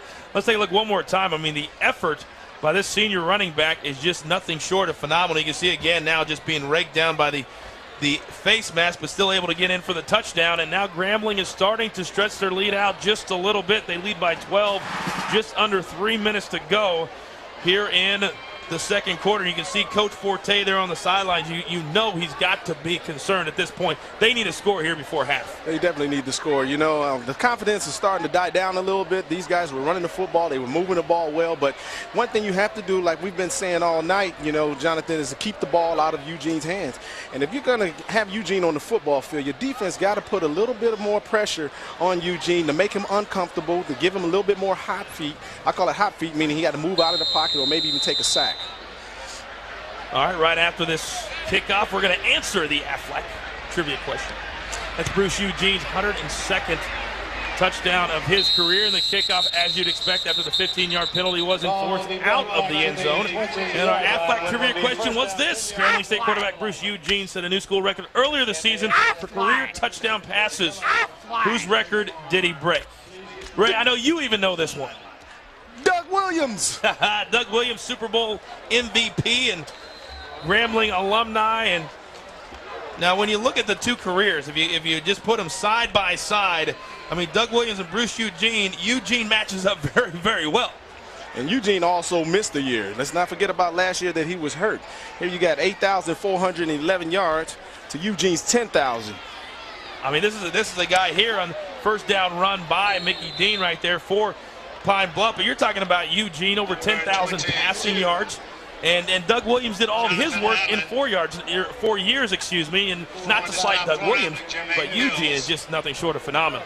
Well, right now he's a phenomenal kid. He's a great player. He's poised. He's confident. You know, you can see it how relaxed his face is when he's back there in the shotgun. As I'm looking at him and saying, is anybody going to get to him? Once he gets smacked one time, I would love to see how Eugene reacts and how he plays then. Well, you know, a little bit later on tonight, I want to get your take on if you think that Bruce Eugene has what it takes to make it at the next level. We'll talk about that a little bit later on tonight. But right now, Pine-Bluff, a big-time drive, and Mickey Dean cutting to the outside and chased down there. What a beautiful play by David Hicks, the linebacker for Grambling. It looked like Mickey Dean was going to get a big play. Instead, he was cut down. It's going to bring up a third down play. 2 minutes to go and counting here in the second quarter. Yeah, David Hicks right there was rolling. That's when they say rolling out, moving out. He's 6'3", 225 pounds. That's a fast linebacker. When you're 6'3" and you can run down Mickey, I think that's something special. Well, third down and 4 for Pine-Bluff, and you would have to think that Pine-Bluff needs a first down here desperately, because with a minute and a half to go and Bruce Eugene sitting over there on the bench right now, if Grambling can get it back, certainly plenty of time for Grambling to go in for yet another score. So now third down and 4, John Pierce behind center. He goes back to pass. He's got a man out on the side. Has Mickey Dean across the 30. He will have enough for the first down. Big third down conversion. A nice catch out there and out of bounds. Clock will stop at the 31 for Pine-Bluff. Yeah, Marquise Ben came up to hit Mickey. Mickey made a big spin move off of one of the guys here. Here it is. Going to roll out to the left. You missed the tackle there. You got to wrap up right there. You know, get the guy out of bounds. That's all you can ask for. Minute 20 to go here in the second quarter. We approach halftime. A very well played, I might add, first half here in Pine-Bluff. And, you know, everybody has been as advertised. The running game for Pine-Bluff, Bruce Eugene for Grambling. And it's just been a couple of conversions for Grambling and no conversions for Pine-Bluff that has a difference in this ball game. First down at 10 for Pine-Bluff at their own 31. Pierce now with the fake back to pass. He's going to go deep. He's got a man out there, but it's going to be way overthrown by about 5 yards. And the wide receiver out there was looking for a penalty, asking for a hold. That's Bernard McGee, who was on the fly, but nice coverage out there by Grambling to bring up a second down and 10. We got a minute and 12 left. You see that they actually taking a chance now to throw the ball down the football field, which is expected. The cornerback should have been waiting on that, but John Pierce overthrows the wide receiver. They were looking for a holding call, like you said, Jonathan, and didn't get the call. You know, Ray, when you think about it, you know, Pine-Bluff even more so needs at least something on the scoreboard here, because coming out in the second half, Grambling will have the ball to start the second half, which means Eugene's back on the field, which means they can add to their lead yet again. And you don't want this thing to get out of hand, because once they get up by 20 points, this thing's going to be over. Well, that's a great point, Coach. Thank you very much. Now swing out pass to Mickey Dean. He gets about 5, maybe 4 or 5 up to the 35 and gets out of bounds, which stops the clock. Well, just like you said, now you're sitting in the situation, it's 3rd and 10. There's a minute and 8 seconds left on the clock. You wonder here what Pine-Bluff got in store for Grambling State, because if you put the ball back in Eugene's hands, I think that Melvin Spears is going to try to shove it down, Arkansas Pine-Bluff's throat. Well, now 3rd down and 7 for the Golden Lions. A minute and 8 to go here in the second quarter. John Pierce, so far as advertised, very efficient in his running of the Pine-Bluff Arkansas offense. Now back to pass. Plenty of coverage, now rolling to the right. He's got a man out there, decides not to throw it. Instead, he's going to stay on the ground, and he's cut down at the 40 or 41. It's going to be just short of the first down, The clock is running. Now they stop it at 56 seconds. I believe that they're going to measure for a first down. Well, this was an excellent effort by, John Pierce. Actually, if he would have just reached out just a little bit more to get the first down. Well, John Pierce, if he had been looking up, he had 2 guys wide receivers wide open. Now a timeout on the field. While we do that, I can tell you that I want you to check out HBCUconnect.com, the world's largest website dedicated to the historically black college and university audience. Sign up to network with HBCU students, graduates, and fans, as well as stay connected with the latest HBCU news, events, chat, more at www.hbcuconnect.com. Try reading that twice. Well, I'll tell you what. You want a glass of water? Because you sound like you might I can use one. Well, it's almost halftime. We'll get some water at halftime. Well, you wonder what each coach is talking about on the sidelines right now. There you see John Pierce. Here I said John Pierce. Here I see Melvin Spears. actually probably gathering together saying, if we can get the ball back here, Eugene, let's sling that ball down the football field. You say you want to score 6 touchdowns, why not? Not only does Eugene want to score 6 touchdowns, when you talk to the coaching staff, they want him to throw for 6 touchdowns. So, I mean, I tell you what, they're going to let him continue to throw it throughout the evening. Right now, we're very much in a ball game. It's going to be 4th down and 1, and it appears like Arkansas Pine Bluff is going to go for it at their own 41. And if you ask me, and I know you did, well, this is very risky. This is very risky. This is a 4th and long one. Forget just 4th and 1. This is a 4th and long one. Look like 1.5. Well, we'll see if they actually do snap the football here. And they were going for that, and can you believe it? They got the offside by Grambling. That was a smart play. I tell you what, we call that stone cold. When you get up to the line of scrimmage, you tell everybody we're not moving. We're just going to get up here, and I'm just going to give them a hard count and see if we can get us an easy 1st down. But how many times do you see that actually work? I mean, you played for 12 years in the NFL. I tell you what, in college. NFL, I mean, how many times do you actually see that work? You would probably see, if it happened in the NFL. It's a 1st down. If this happens in the NFL, you will probably see that same guy who jumped outside running about 15 laps around the football field. Because on that level, they just don't make those mistakes. At 4th and 1, you're in the huddle, you're saying don't move. You know they're going to hard count us. Let's not move. Let's not give ourselves a penalty that we don't need. Well, big 1st down for Pine Bluff. 3 wide receivers, 56 seconds left here in the 2nd quarter. Just outside the 45. Pierce back to pass, and now he's going to go deep down the sideline. Double coverage out there, and nearly intercepted. Beautifully done out there. And the pass intended for DeMichael Dyser had a great play. He's the free safety that actually came over to help out the corner there. Made a great play on the ball, almost intercepted. They threw the ball down the football field. John Pierce had a lot of confidence in his wide receiver. That's why they had to, try to get the ball down the football field, and the defender made the play. You know, one thing they didn't talk about coming in was the arm strength of John Pierce, but I've got to say, I mean, this guy is having no problems, no trouble whatsoever getting his ball out to his wide receivers down the field. 2nd down and 10 at their own 46. This time it's going to be a draw play, and it's to Mickey Dean, and he's going to be stacked up at about the 49 or 50, a gain of about 3 yards, but the clock continues to move, continues to click inside of 40 seconds, and now there will be a timeout taken, I believe, by Arkansas Pine Bluff.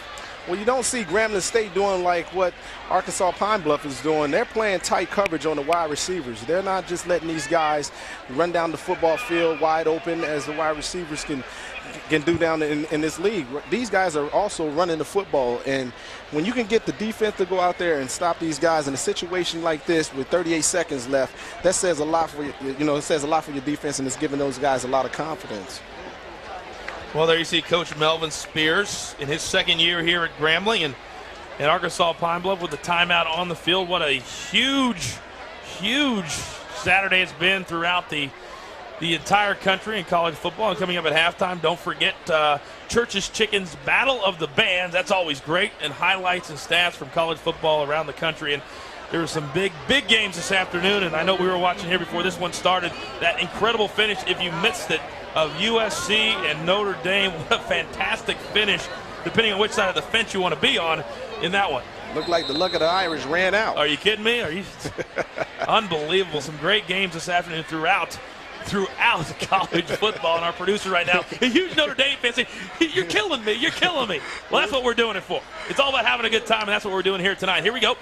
Now we're back into action at midfield. It's going to bring up a 3rd down and 6 for Pine Bluff, and John Pierce, 4 wide receivers all spread out across the field, and now Pierce back to pass. Plenty of protection. He throws out or has a man. Beautiful throw. And that time it was to his wide receiver, Kerry Washington. Good for a 1st down. Clock stops inside the 44. The 43 will wait while the chains move. Well, you don't have to go for it all right here. I think that was a smart play by John Pierce. It was a great throw and catch. Washington actually pulled the ball in. You stop the clock with 32 seconds left in the game, and sometimes you just got to, just chunk the ball down the football field, stop the clock, maybe call a timeout sooner or later. Let's see how these guys do it. Now Coach Spears called a timeout for Grambling. I'm sure very unhappy at the 3rd down conversion that his Grambling State defense just allowed. But keep in mind that Arkansas Pine Bluff has a very, very good kicker with a strong leg, and Josh Heflin So maybe getting to the 30 or 32 is pretty much all you need to do to give Heflin a legitimate shot at a field goal. Well, he missed the first one. If you can get him in there, like you said, within the 32-yard range, I think that he'll make it. He was making it all day doing the pregame warm-ups. I think his confidence level is probably a little bit low. Whenever you miss a kick early on in the game, something like that happens on your second one. You want to try to boost your confidence up to make the next one. You got that water for me you mentioned earlier? I sure do. I got it right here, I would man. appreciate that. On behalf of Dasani. Dasani, you got to pay me now. I'm advertising Dasani. Big play, Ray Buchanan alongside Jonathan Coachman. So pleased you could join us. We're just about to halftime, 19-7. First down and 10 for Pine-Bluff and John Pierce. Now here comes a blitz, and a flag is down, but he's got a man over. Oh, Mickey Dean was wide open and had all kinds of room to run in the flat.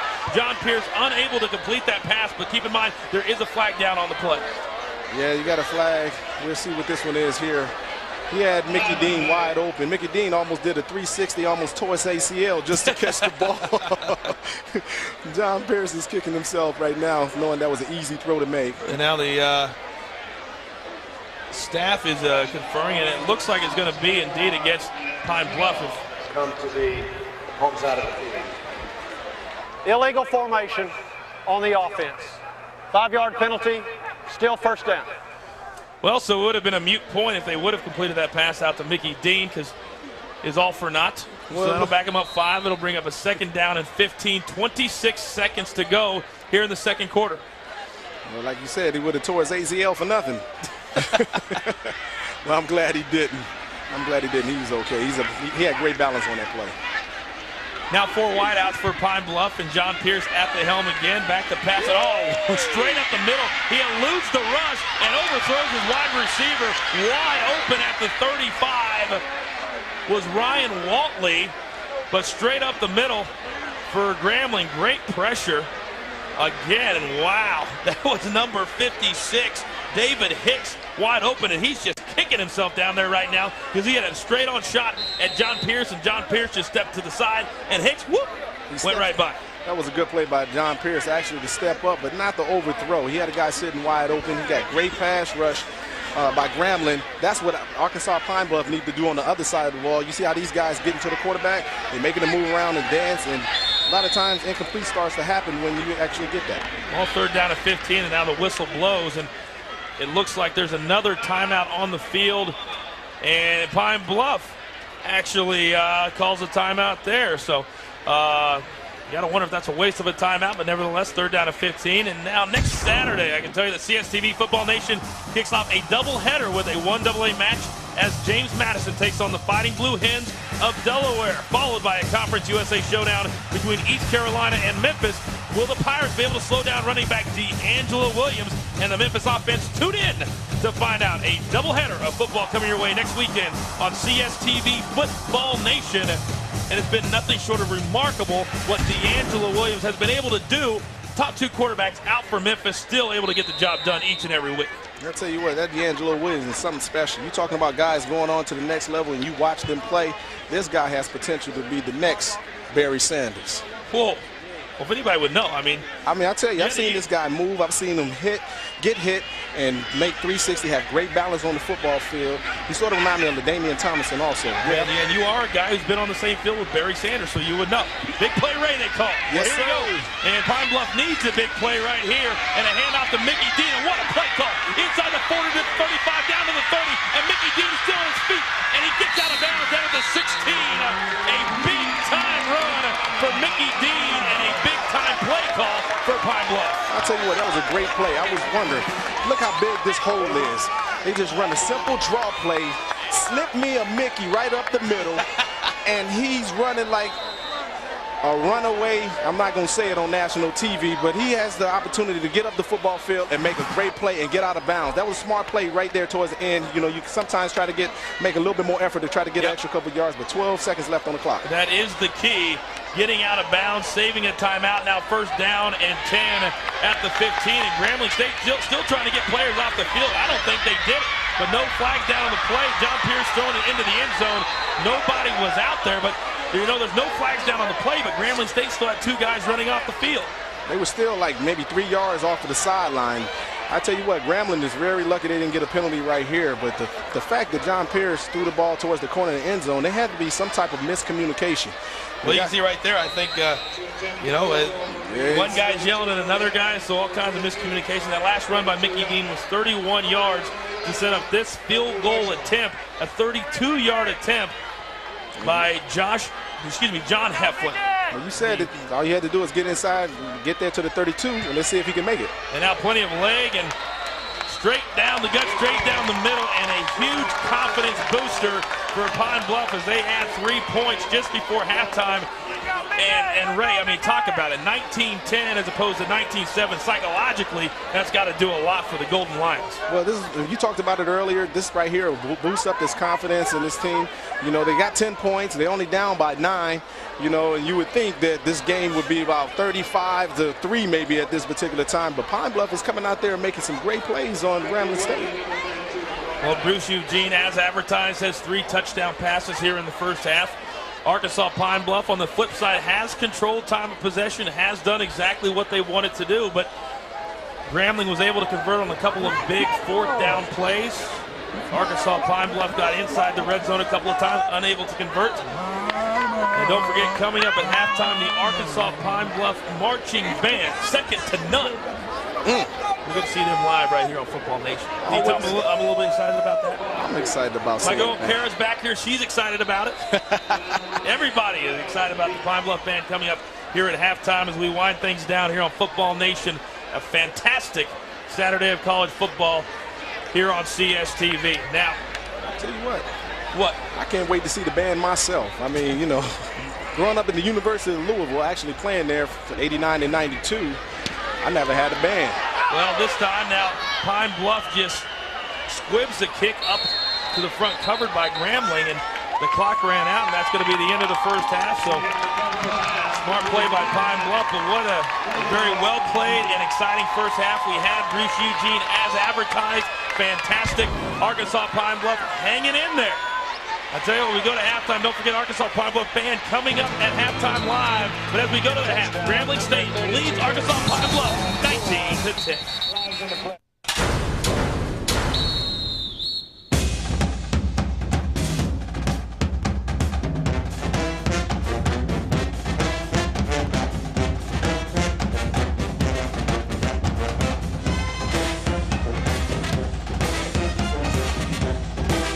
At Churches, we believe that greatness begins with passion and commitment. We proudly support the students and communities of historically black colleges and universities. Churches.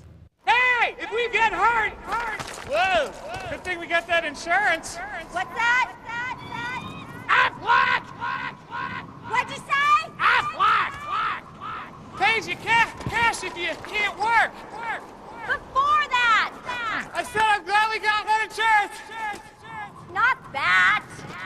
That! Aflac. Ask about it at work. Aflac! CSTV Football Nation. Log on to CSTV.com for a complete schedule. The show that made it okay to consider girls on a trampoline a spectator sport. The show that made it okay to laugh at a midget just because he's a midget. The show that made it okay to have a beer for breakfast. Gentlemen, it's okay to be a man again. Blast away. The Man Show, the way Jimmy and Adam made it, is back. Weeknights at 10 on G4. We were out of shape. So we did something about it. We tried Hydroxycut. And I lost 44 pounds in 20 weeks. And I lost 27 pounds in 20 weeks. You can lose weight fast, increase energy, and control appetite with the patented clinical strength ingredients in Hydroxycut. In my opinion, nothing works faster or better. Call now and lose up to 4.5 times the weight with Hydroxycut than diet and exercise alone. Also at GNC, Supercenters, Walgreens, and retailers everywhere. Koala bears. Cute, fuzzy, wuzzy little koala bears. With a prize of 10 days down under, it's hard to concentrate on anything besides the Australian sweepstakes. To enter, go to DirecTV.com and click on the new viewer circle, exclusively for DirecTV customers. Hey, mates, throw some shrimp on the baby.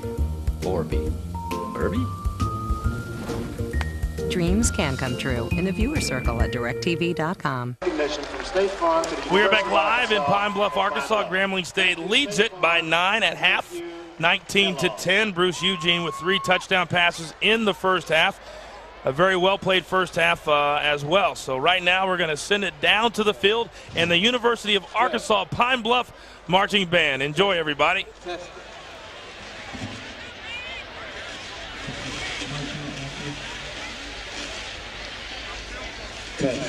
Testing.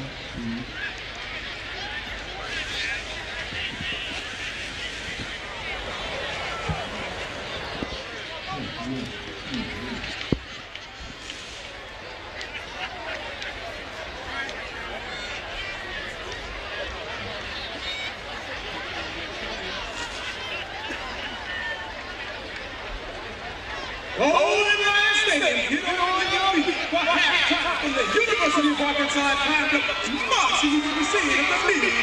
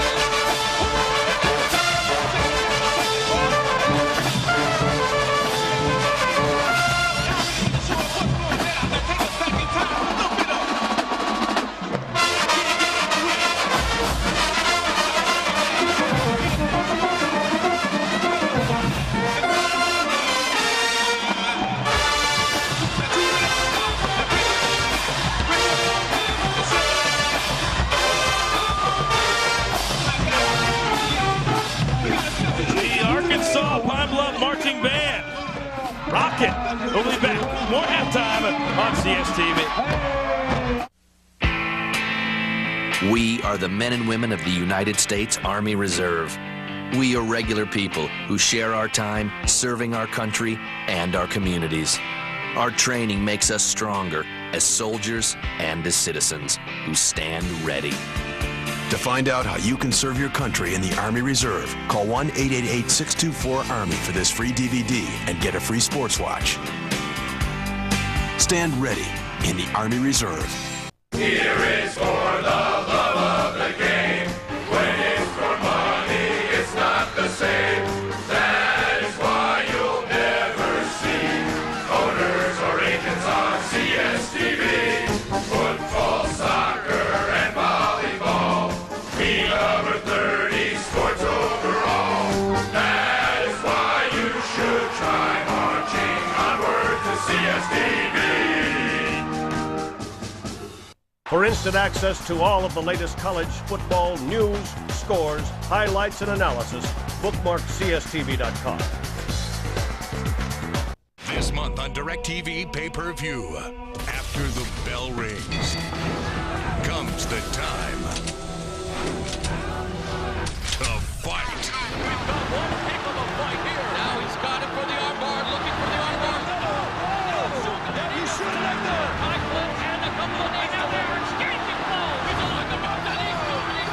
Use your remote and get Fully Loaded. Premiering October 24th on DirecTV Pay-Per-View. Introducing NFL Sunday Ticket Superfan.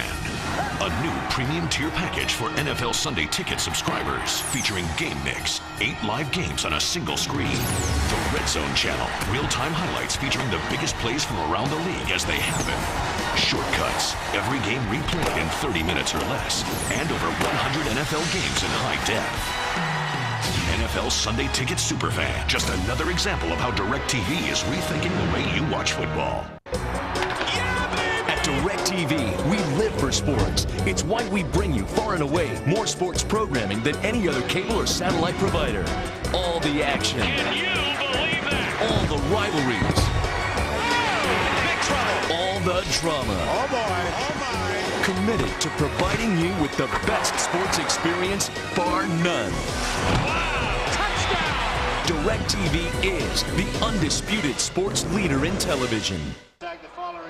We're back live. Grambling State leads at 19-10. You've just seen the Arkansas Pine-Bluff Marching Band. Now it's time to vote for your favorite HBCU band in the Church's Chicken Battle of the Bands. To recap the season so far, here's a little highlight reel of the previous performances we've seen right here on CSTV.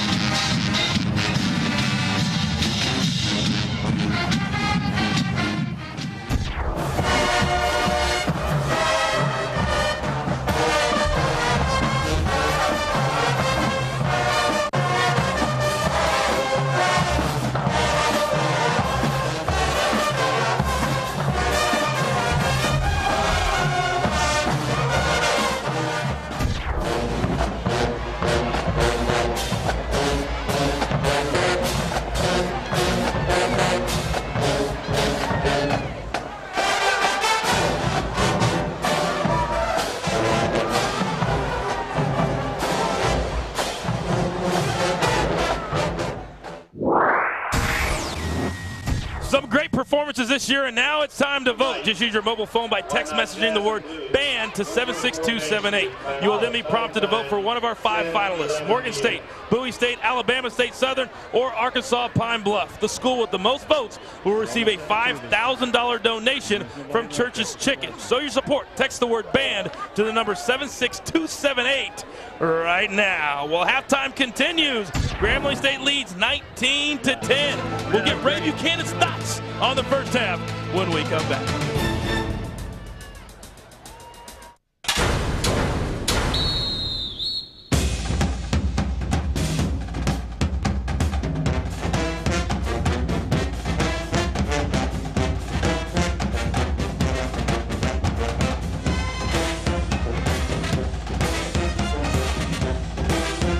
Churches, we believe that greatness begins with passion and commitment. We proudly support the students and communities of historically black colleges and universities.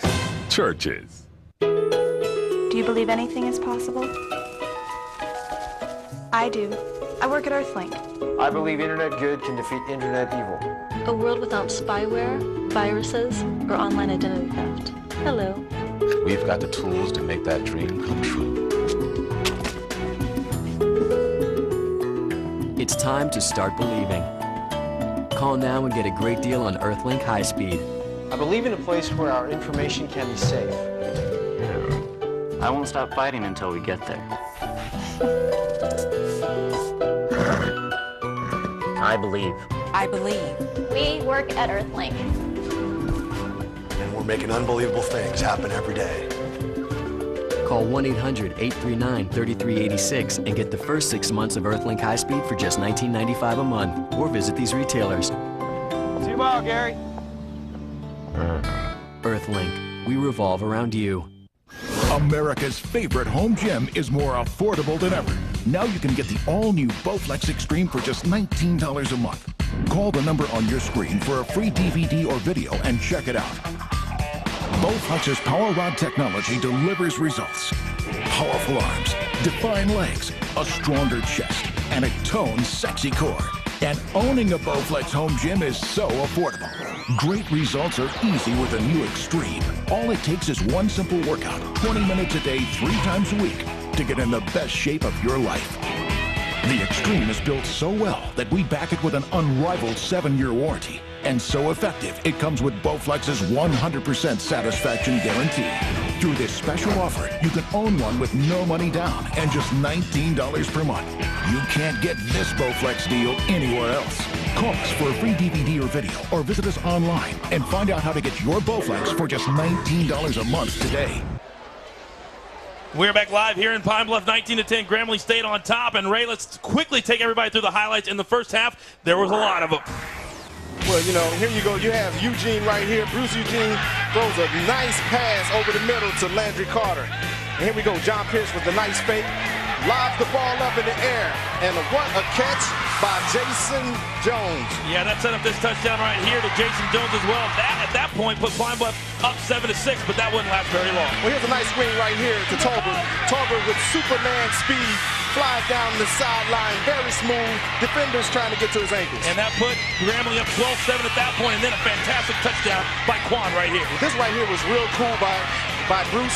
Bruce just lobbed the ball over to Quan. Quan, relentless at going down and gets into the end zone. What a play by Quan. That's exactly right. 19-10 is your score right there. There you see the man of the hour, Bruce Eugene. He will be back on the field, third quarter, when we come back. This is live on CSTV. Come on! This way! Who is that guy? I don't know! Hurry up and we're behind us! I know!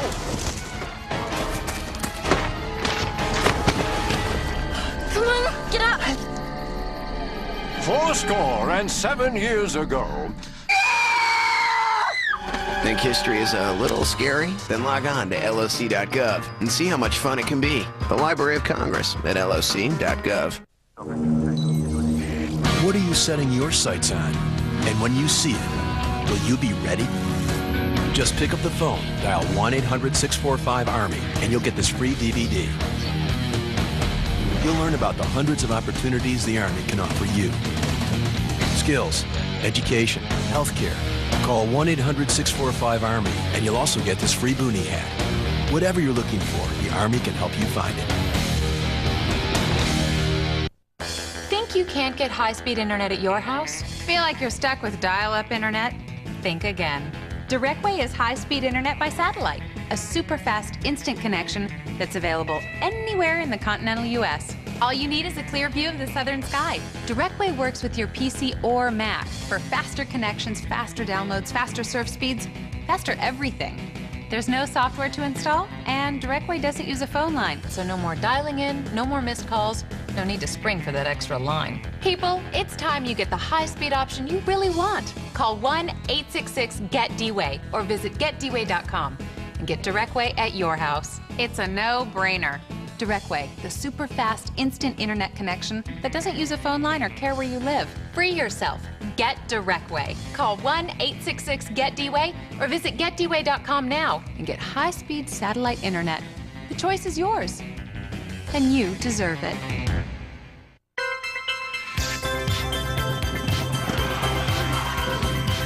DirecTV is leading the way with more programming choices than anyone else. And with so much to choose from, it's good to get any help you can.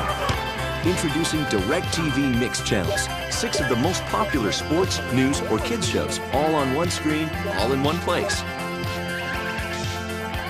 Making your viewing easier. Just another example of DirecTV rethinking the way television should be.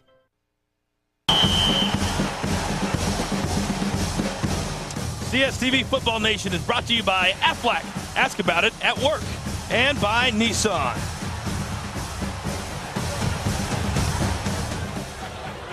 Well, it's time now for the start of the third quarter. Grambling State leads at 19-10. Back to receive for Grambling, Keontuan Gray and Landry Carter, who scored the first touchdown of the game. And there is John Heflin putting his foot into it. A healthy foot at that. It's taken at the 2 by Carter. He takes it up past the 15 to the 20.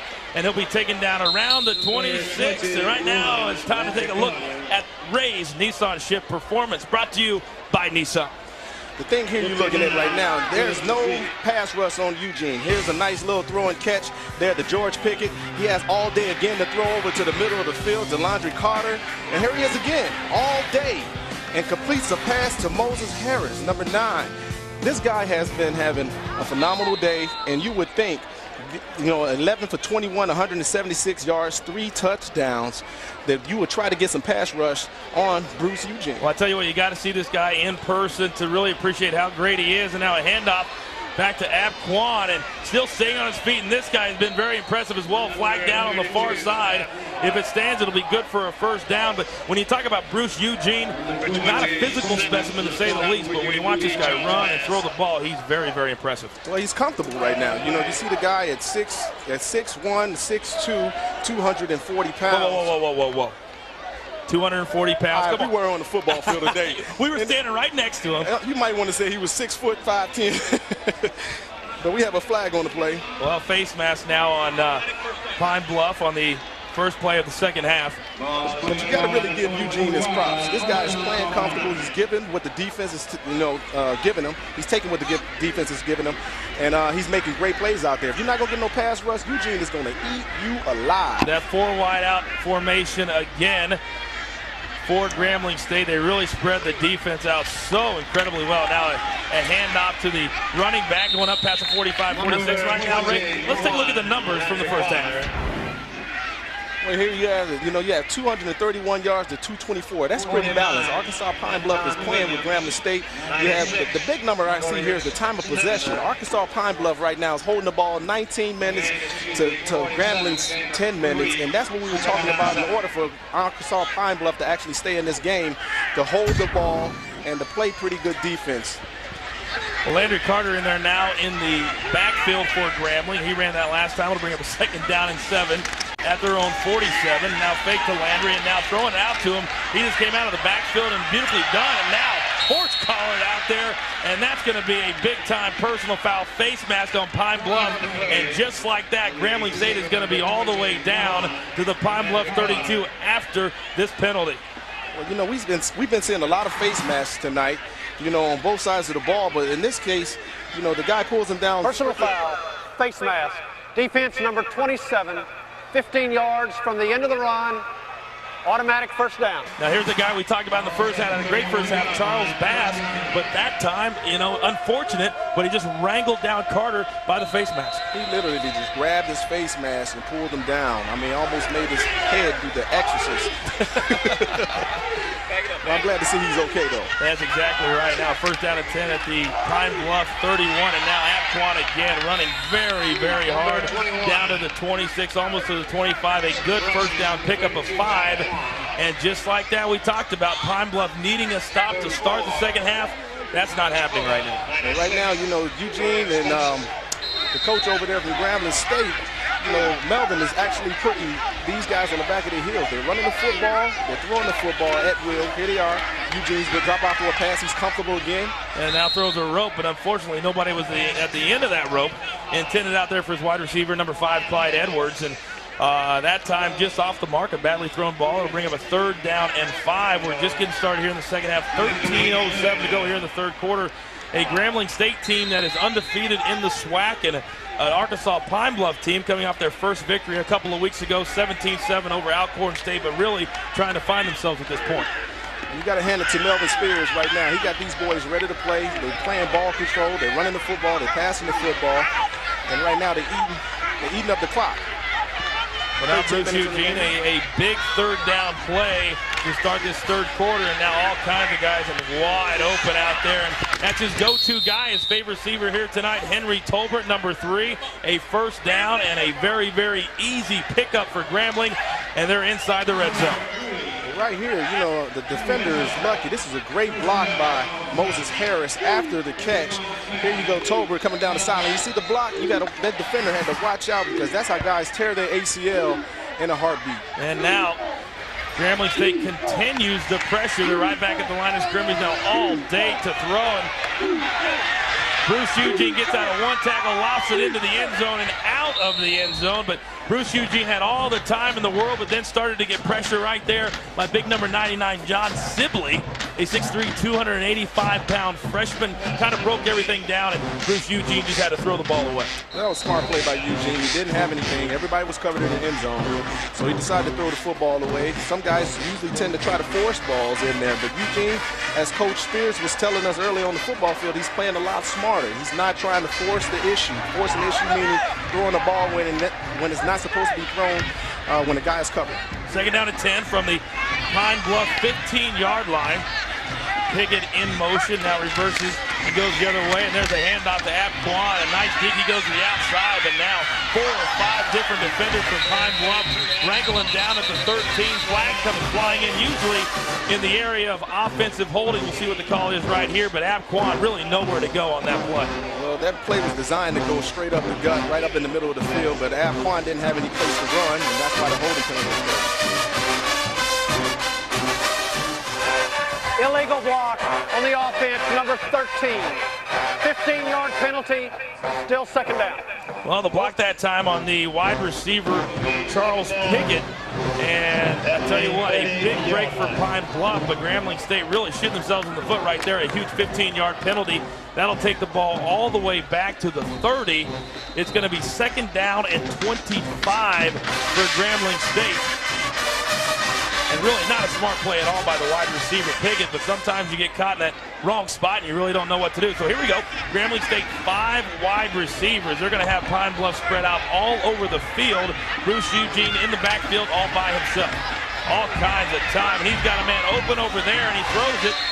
But his receiver had to go down. Edwards had to go down to his butt, I guess is the best way to say it, at the 20. A pickup, but really was unable to take the ball any further. This is really weird. Whenever you get 5 wides, defenses usually tend to overshadow you. They will come down and send at least 6 guys, so you get 6 on 5. They spread out everybody, and there's still nobody getting to Eugene.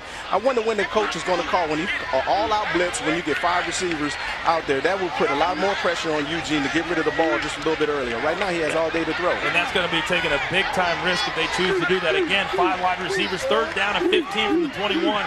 Bruce Eugene lofts it into the end zone. He's got a man out there, and that was Moses Harris intended for him, but a little bit overthrown, and nice defense that time. But if you looked at it, you know, Eugene had at least 15 yards that he could have ran it well inside the 10.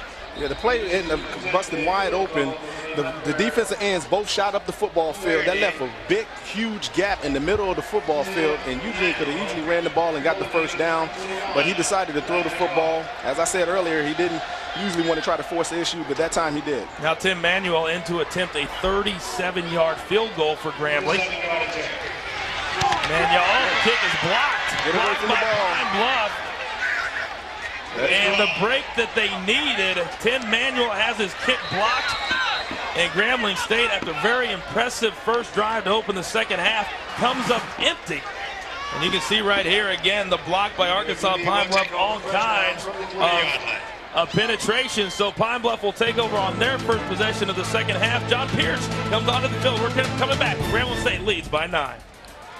Thanks for a wonderful evening. It's my pleasure. Hey, is this your car?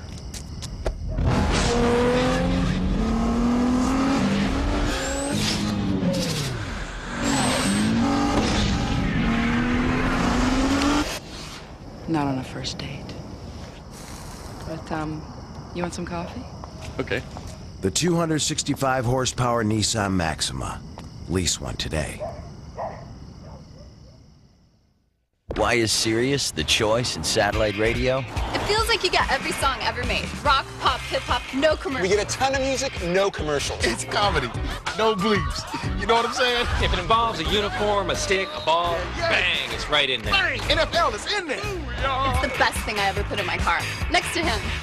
It's flat out better than regular radio. It's more than just radio. It's Sirius satellite radio. Right now, get a Sirius satellite radio for just $49.95. You know, I gotta tell you, since I've been hurt and missing work, you've been a big help to this family. No, really. The cash we get from Aflac helps us maintain the house, put food on the table. And my Jenny continues with her piano lessons. Yep, this family's doing just fine. And it's all thanks to Aflac. Ask about it at work.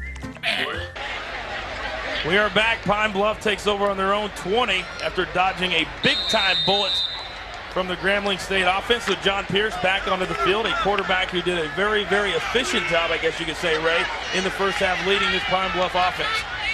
Yes, him and Mickey Dean has been playing very well, and they've been counterpunching here with Joseph. Joseph here gets the ball. When we talk about Mickey Dean, number 23, was was the backup running back coming into this game. Tony Joseph, number 1, started, but Mickey Dean very, very good in the first half. But Tony Joseph does come out here in the second half to start a pickup of 1. It'll bring up a second down and 9. Yeah, I wonder what happened to Martell Mallett. Martell Mallett was a guy that had 34 carries, 222 yards. They haven't played this guy yet. But yeah, they thought he might be able to come in tonight, but a little bit banged up, so he is not in the lineup here tonight. Second down and 9 for Pine-Bluff. John Pierce again hands it back to Tony Joseph. Really nowhere to go. Stacked up by 4 or 5 different defenders from Grambling State. And more of the same. This is the way the game started for Pine-Bluff. The game plan hasn't changed, and it really shouldn't. Just down 9 points. It looked like Grambling went out and made some adjustments. You know, they got to stop the run. They know right now in 3rd and long, basically Arkansas Pine-Bluff haven't done anything when it's 3rd and long. With 3rd and short, Arkansas Pine-Bluff run the ball, and they put themselves in a better position to get a first down. But 3rd and long, they haven't shown themselves yet. 3rd down and 6. Winning the time possession, as Ray alluded to a few moments ago, holding the ball significantly longer than Grambling State did in the first half, but really need to pick up this 3rd down to continue that trend for Pine-Bluff. John Pierce has 3 wide receivers into the game. Oh, and Jason Hatcher beats his man. Nowhere for him to go, and now he finds Mickey Dean on the outside. A flag flies, and it may be a hold out there, but John Pierce out of nowhere finds Mickey Dean. It was good for the first down, but we'll hold the phone to find out what that penalty flag is. That was a great play by John Pierce to get out of that. I mean, he avoids this rush by Jason Hatcher. Jason Hatcher gets up the football field and was hungry. I had an opportunity to get him down, but John Pierce ended up getting the ball to Mickey Dean. Mickey Dean ended up trying to make the play out of it. Number 81, 10-yard penalty from the spot of the foul. Replay 3rd down. Well, it would have been enough for the first down, but number 81, Jason Jones, there you can see it right there. Clearly a block in the back and really unnecessary at that point, but would have been good enough for a first down. Unfortunately, they move it back 10 yards. It'll bring up a 3rd down now and 12. A hole that Pine-Bluff does not want to be in, because they really don't have the offense to produce in 3rd down and long. We're under 10 minutes. Clock is running. 3 wideouts again for John Pierce. Grambling State bringing all their linebackers up to the line of scrimmage. Now they back off into coverage, and John Pierce, just fumbles the ball. The ball just came out of his grip, but it was fallen on by a Pine-Bluff offensive lineman right there. And luckily for them, because that would have been 1st down and goal at the 10, but Pine-Bluff now is going to have to punt. You can see the pressure right here, Ray. Well, this is what you do. You got to get pressure on the quarterback. You got to lose the quarterback. They get into the quarterback. The quarterback ends up dropping the ball. I almost call those here's. I'd be like, here. And they escape the tragedy. And number 78, Robert Totley, fell on the ball for Pine-Bluff. And now, though, they're going to have to punt. And back to receive for Grambling. Oh, a nice punt. It's going to sail to about the 45. And right there, taking it to the right side, that's Reginald Jackson. Flags flying everywhere. A nice return by Jackson all the way down to the 31. But there's at least 2, maybe 3 flags down on the field. Those are kind of hard, you know, when you get a flag, you know, obviously those right there are probably holding penalties. When you get a guy running down the sideline that far, it's very unfortunate that you got to bring the ball back. You know, in the first quarter, I said a very well-played game at the end of the first quarter. But now I'd have to say in the middle of the third quarter, it's not so played anymore. Flags are flying all over the place. It's raining flags. Well, the only thing it's raining. It's so humid here in Arkansas right now. Block in the back, number 4, holding number 93. The block in the back will be enforced 10 yards from the spot of the foul. It'll be first down and 10 for Grambling. Jermaine Mills on the block in the back, but Grambling State does get the ball back. Bruce Eugene back onto the field. Score remains the same. Football Nation on CSTV.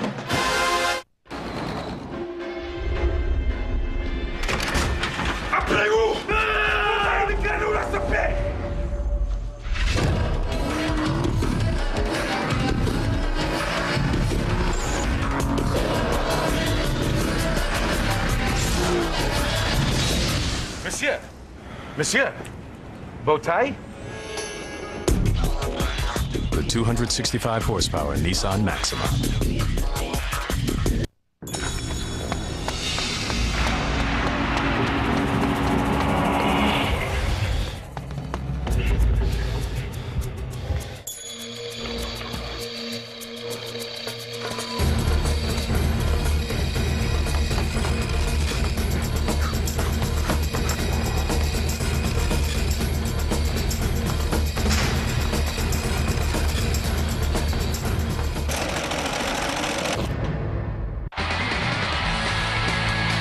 Hey, college football fans, the best seat in the house is now in front of your computer. He makes a diving one-handed grab. Sign up for CSTV's College Football All Access.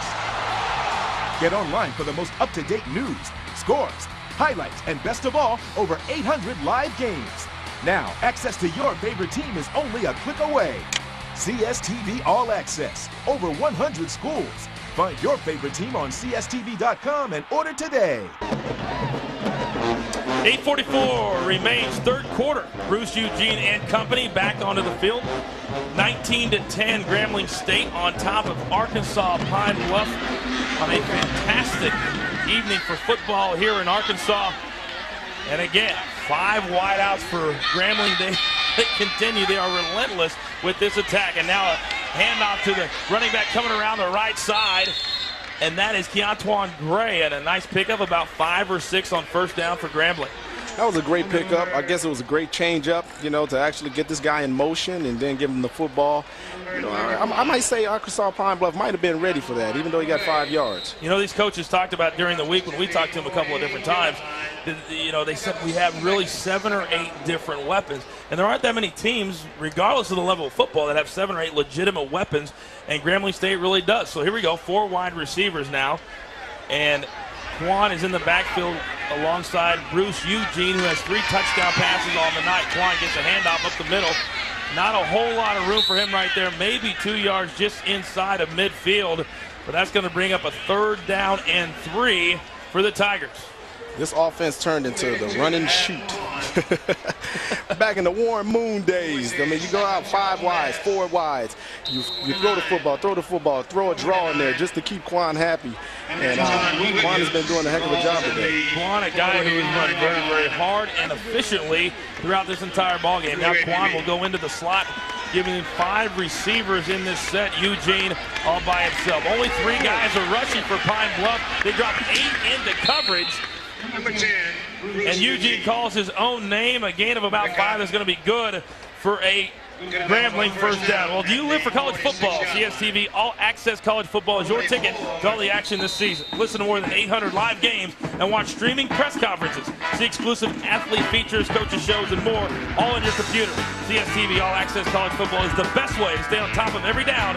Log on to CSTV.com to subscribe. First down at 10. Grambling inside of Pine-Bluff territory at the 46. Again, 5 wide for the Tigers. Well, I assume they was going to fake the ball right there, throw the ball down the football field. He overthrows him. And what I'm noticing by Arkansas Pine-Bluff, even though you have 5 wides by the Grambling offense, they have only 3 down linemen. So that's putting more guys into the backfield, into the secondary to try to stop the pass instead of getting the pass rush. So they sacking one thing for another. I know you talked about earlier, you wish that Pine-Bluff would bring more pressure. And right now they're dropping 8, hoping to stop it. But Bruce Eugene is just able to pick the spots wherever he wants to go. Well, if I was a defender, that's the only reason I talk like that. Being the former defensive back, you know, you want pressure on the quarterback. That way you can get some gifts, make some mistakes, get an interception or 2, build your confidence up. Eugene wide open. He's got his receiver, and that is number 13, Pickett. He's been also a guy that Eugene has loved to go to tonight, and wide open. And good for a first down and inside the 35, and Grambling State on the move again. Well, there he is. He can pick and choose where he wants to throw the ball. He throws the ball to Pickett. And, you know, he got Clyde Edwards. This guy got Moses Harris. I mean, he got so many guys, so many different weapons, like you were saying, Jonathan. I mean, you wonder if Doug Williams would have had this offense, had this many weapons, what type of records would he put up? What he could have done. Very, very good point. 6:47 remaining here in the third quarter. First down and 10 for Grambling State at the Pine-Bluff 31. Again, Eugene back to pass, and he's got one-on-one coverage down the side. He's got a man wide open, but just a little bit too wide. And they had the covers they wanted. They had the guy, Moses Harris, that they wanted, but just a little bit too far outside by Eugene. I say about time. They finally send someone. Look at this. They send the linebackers. Eugene finally gets hit. Oh, got hit right there in the knee. Hopefully he's okay. But finally they got some pressure on the quarterback. I think that's going to be key. You see he threw the ball up there. They took a chance. You got to take a chance every once in a while. You got to believe in your defensive backs. And I thought it was a great play by the defender also. If there's been one pass that Eugene hasn't been on target for tonight, it's been that fade pattern down the middle, down the left or right side. So Eugene, not perfect, but very, very good. Now a wide receiver screen, and almost breaking it all the way. Out there, another big-time target, Clyde Edwards. He is a speed burner. You saw the speed right there. Good for another Grambling first down, all the way down to the 20. Well, here it is. The guy just steps up the football field, and this is a design play. This screen right here has been effective all day. They haven't been able to stop it. The screen play is always tough because, you know, when you got a wide receiver out there, he's going to block that corner that wide receiver actually caught the ball, and it's kind of hard to make a play. Everybody got to rally to the football as quick as possible. First down and 10 for Grambling. And again, 4 wide out. Eugene surveys the field. He's going into the end zone. He's got a man out there, but again, overthrows his target, Henry Tolbert. And he threw that time into double coverage. Maybe not the best decision. Well, Kenyatta had a pretty good coverage on him, and you know, I think that in that particular moment right there, I don't think that ball should have been thrown. Eugene took a chance. He believed in the wide receiver, but it was 2 defenders covering him. That was a play that Eugene was trying to force in there to see if anything can happen. Maybe probably even try to get a pass interference. Well, you see right now, you'd have to say an average performance for Bruce Eugene's standards. 228 yards passing, 3 touchdowns up until this point. Second down and 10 at the 21 of the Golden Lions for Grambling State. Eugene changing the play at the line of scrimmage. And now Pine-Bluff brings 6 guys. Oh, there's the big play you're talking about. An interception by Pine-Bluff going the other way to the 45-50. And that man right there was Clarence Fuller. Eugene never saw him. A big-time interception. And now Pine-Bluff is in business inside of Grambling territory. I think this is a great play right here. The linebacker faked like he was blitzed. He drops back into coverage right in that soft zone area that Eugene has been eating up all day and makes a great interception. Great soft hands by a linebacker, which you don't often see, and comes up with a big play and change the momentum of this game, hopefully. Only Eugene's second interception on the entire season against now 18 touchdowns. But Pine-Bluff and John Pierce, they are in business with 6:01 to go here in the third quarter. And the I formation and a hand back to Mickey Dean, and he's going to try straight up the middle, maybe good for 4 or 5 yards. And if there was ever a break, ever a time that Pine-Bluff needed to capitalize, this would certainly be it. This definitely would be it right here. Plus, they're getting on the other side of the ball. They're getting in Grambling territory. They've been pretty effective in the red area. We're going to see if they can actually come away with the score. A field goal or 6 points to 7 will help this football team out. The ball sits at the 41. Coach Spears from Grambling said this is going to be a dogfight. He knew a lot more than we did because Pine-Bluff has shown up big time and has played very well up until this point. Wide receiver in motion and a handoff again back to Mickey Dean. He's going to try the right side, and he slams his way down to about the 37 or 36. It's going to be just short of a first down. It'll bring up a very manageable 3rd down and 1 for the Golden Lions. Well, Coach Forte is running the ball down Grambling's throat. I mean, one thing they're doing, now they got a situation where they're 3rd and short, and I think that's going to be real big for them. There you saw a shot of Clarence Fuller, who just made a big-time game-changing play. Grambling State going in for a score that would have put them up 26-10. But now Pine-Bluff has the ball inside Grambling State territory and a big 3rd down and 1. Now whistles blow, and there's a flag down from the side judge. Let's see what this penalty is.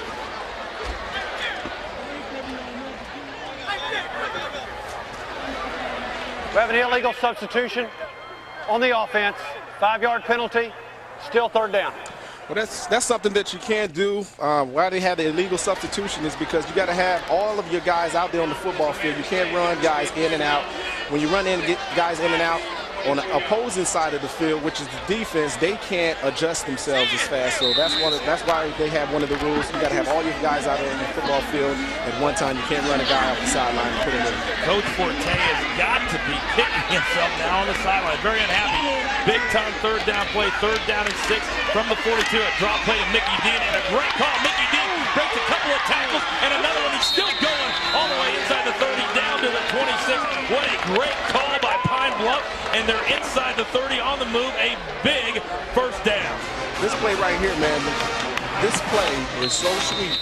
I'm looking at him drop back and look at that hole open up. You know, you could have ran through that one, Jonathan, and I don't know if you could have made that play right there afterwards.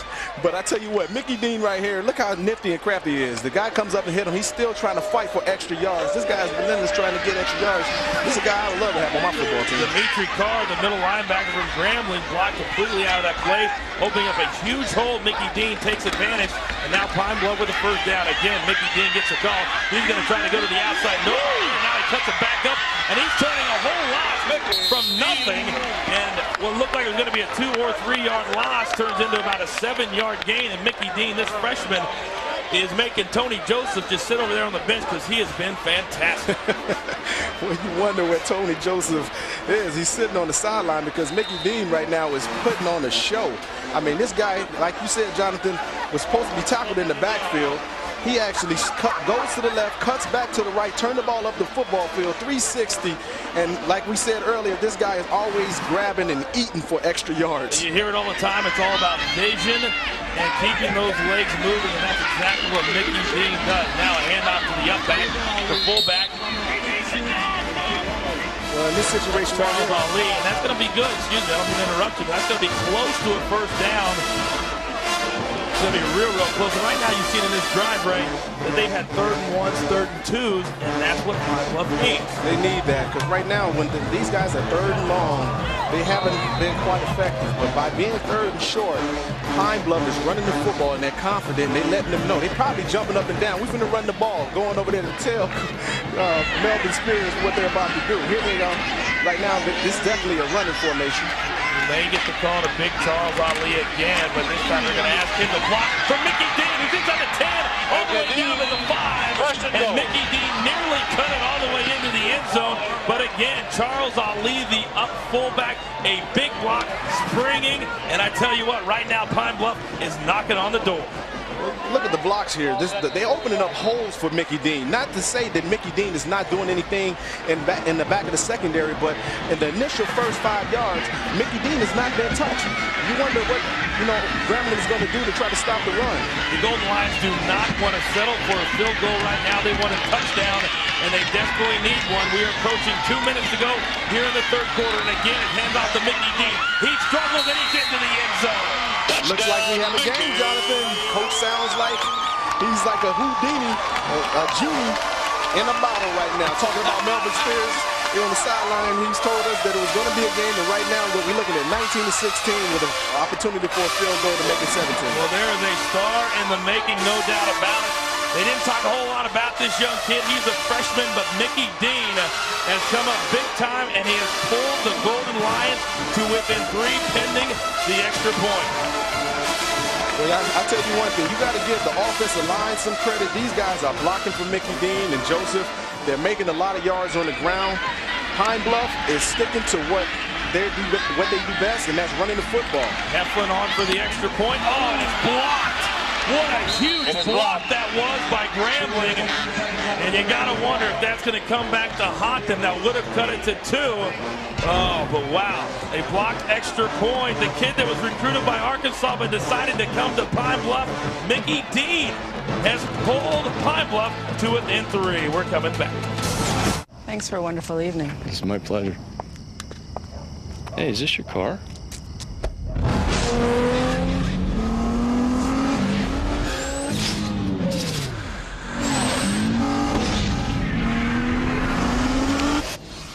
Not on a first date. But, you want some coffee? Okay. The 265 horsepower Nissan Maxima. Lease one today.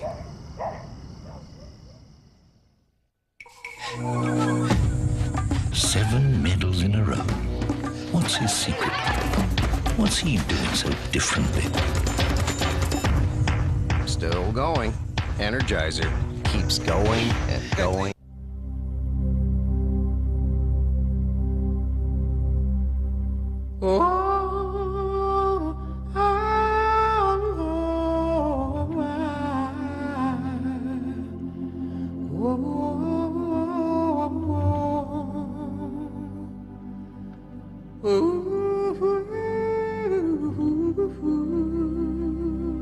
Help victims of Hurricane Katrina and thousands of other disasters across the country each year. Every Tuesday through Saturday, it's Coast to Coach, where CSTV brings you closer to the game than anyone else, with the biggest stories from the best coaches. What really matters is winning the Big 12. Coast to Coach, every Tuesday through Saturday. Log on to CSTV.com for a complete schedule.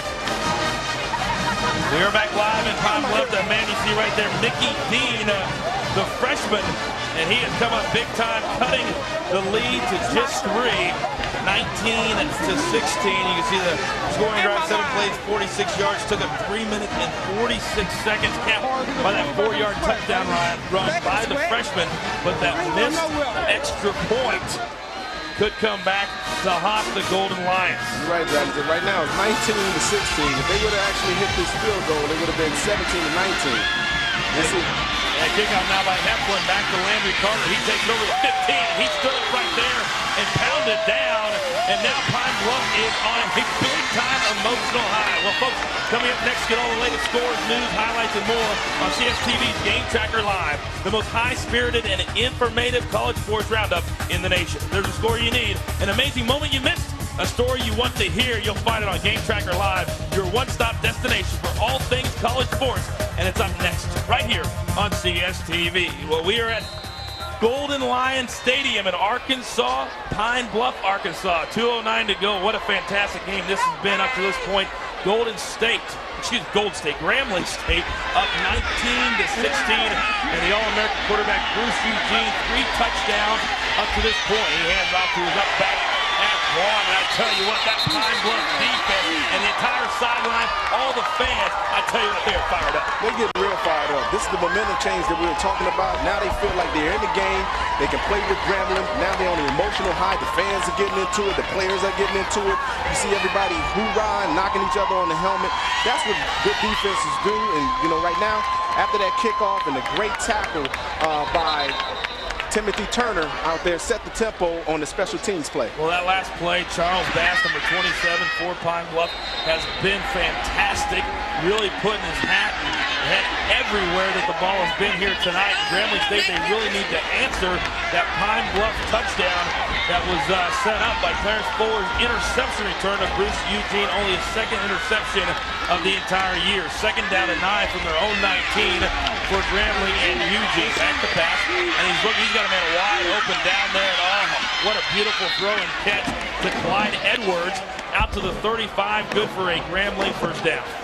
Well, he had a lot of cushion by the defender right there, you know, and Clarence is going to make that catch all day and all night. It's like playing the 7-on-7. They feel like there's no defenders. I'm going to catch the ball and just turn around. He could have even probably got a couple more yards if he would have turned around and ran the ball, but he ran out of bounds. Great throw and catch by Eugene. Grambling right back to the line of scrimmage again. Now a handoff to Quan, and he'll get across the 35 up to about the 37. A gain of about 2. We are inside of a minute. The clock is running here in the third quarter. Well, look like Grambling is sticking to what they do best. You know, try to keep you on your Achilles heel and throw the football, and all of a sudden give the ball to Quan. See what Quan can do with the ball. I wonder if Pine Bluff is going to gain enough confidence. They got an interception. They got one big turnover. You wonder if Eugene is going to throw to that side again. You always wonder what a quarterback's thinking if they're going to do that. Eugene's going to roll his left forward, have the pressure. He gets it away to Henry Tolbert, who goes out of bounds at about the 43, but Clarence Fuller, number 4, was right in Bruce Eugene's face. That's what I wanted to see the whole night. I wanted to see some pressure get on Eugene and how he reacts. This is a great play by Eugene, knowing that he had nothing down the football field. You had to dump the ball off to somebody because he's getting great pressure in his face. That gain was about 5. It's going to bring up a big third down and 2 for Grambling, and if Pine Bluff can stop Grambling right here, wow, what a confidence booster that would be. And you would have to think that Pine Bluff believes they can win the game at this point, something that, quite frankly, before the game started, I don't know if they really believe that. But they are here only down by 3. 16 seconds to go, third down and 2. Oh, in the middle! Oh, just nailed Bruce Eugene from the backside, just as Eugene was set to throw. Patrick O'Kay, another big number, 97. And take a look at this, just cracking Eugene from behind. I tell you what, that's number 20. Oh, that was Charles Bass again. I'm sorry, Charles Bass. He's been having a heck of a game. I should have known it was Bass. I tell you what, he put the C in the Bass right there because Eugene is seeing stars. I tell you, he did not see it coming right around the right-hand side of the field. They put pressure on Eugene, and you see what happened. Now they're going to have enough confidence here, probably coming up in the fourth quarter, to blitz Eugene a little bit more. Now Grambling's going to have to punt with 9 seconds remaining here in the third quarter. Manuel to punt for Grambling and 2 guys back. And it looks like Pine Bluff might be bringing a punt block. Oh, a flag flies. The punt is off, taken in at the 20. And a flag flies in the backfield, flags all over the field. Taken in there by Myron Jefferson. He takes it up to about the 27, maybe the 28. But there was a flag thrown immediately when the ball was snapped. And also a flag thrown back at the Pine Bluff 18. So we'll sort all this out. And I'll tell you what, if this is against against Pine Bluff, they only needed 5 yards, or excuse me, 2 yards for a first down, Grambling did. Well, yeah, this would be very, very unfortunate if it's against Pine Bluff. Right now, they're trying to plead their case on the sideline there, talking to Coach Forte. And as you see right there, the referees are discussing it. I mean, it looks like that's a beanbag back there on the 20. Well, but yeah, I think you're right. If they, like you said, Jonathan, get a flag right here, it looked like it might just be against Grambling. Well, I can tell you this, that both of these coaches, when they watch this film back tomorrow and they try to pick this thing apart, they're going to be very unhappy with all the mistakes that both of their teams have made. We had an illegal formation on the offense, and we also had holding on the offense, number 36. The holding penalty will be enforced. We will replay 4th down with 1 untimed down in the third quarter. All right, as you may or may not know, you cannot end the quarter on a penalty, so Grambling will have 1 untimed play, and I tell you what, right now the momentum is clearly in the favor of Pine Bluff.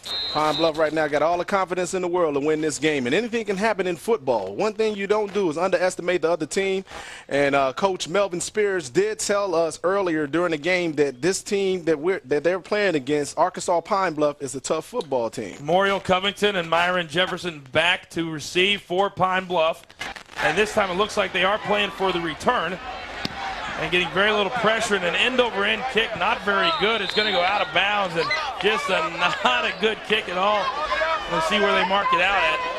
All the way up at the 38-yard line. That's where Pine-Bluff will take over. I tell you what, we have a ball game, folks. It's the end of the third quarter. Grambling State is on top of Pine-Bluff 19-16. Oh, we're rocking. This is Football Nation on CSTV.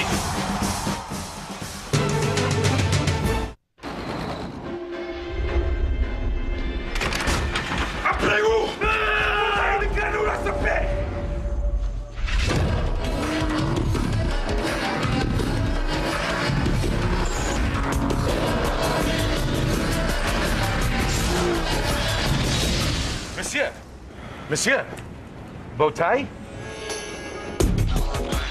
The 265 horsepower Nissan Maxima.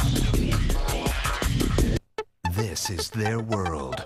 With 31 points of view you've never heard, past 31 borders you've never crossed, and 31 histories you need to know. That's 31 ways to see it through their eyes. Experience the world beyond our borders. 31 shows, 31 nights. Now is the time to globalize yourself. All this month, only on History International. Call your cable or satellite provider.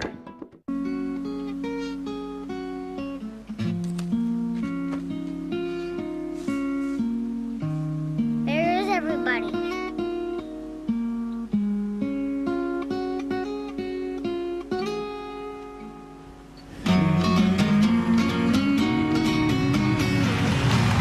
Nothing's more fun than 340 horses. The Cayenne S. Porsche. There is no substitute. They are bold dreamers, daring warriors of a brave new world, and they are bound for glory. This is the night of their becoming, the crucible of their yearning, a time for greatness. This is the grandest event in TNA history. This is the night of their lives. TNA Wrestling presents Bound for Glory. See the first 30 minutes free on DirecTV pay-per-view.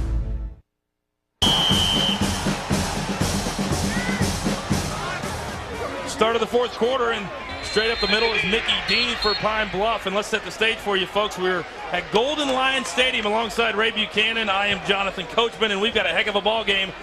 It's the SWAC conference, and it's Grambling State leading Arkansas Pine-Bluff, a decided underdog if you start the night, 19-16. But John Pierce and company has hung in there. They have controlled the ball, and right now they're not only in this game, but I tell you what, the momentum is clearly on their side. The momentum is in their favor right now. You wonder what they're going to actually do. They're going to run the football. Grambling knows it. Let's see if they put 9 guys in the box, leave those corners out there on the island, because they got to stop the run sooner or later. Second down and 6, I formation with Mickey Dean behind John Pierce. Dean again will get the ball. He tries the left side. Not much doing that time for the freshman. He gets over the 45 to the 46, and it brings up a 3rd down and 4.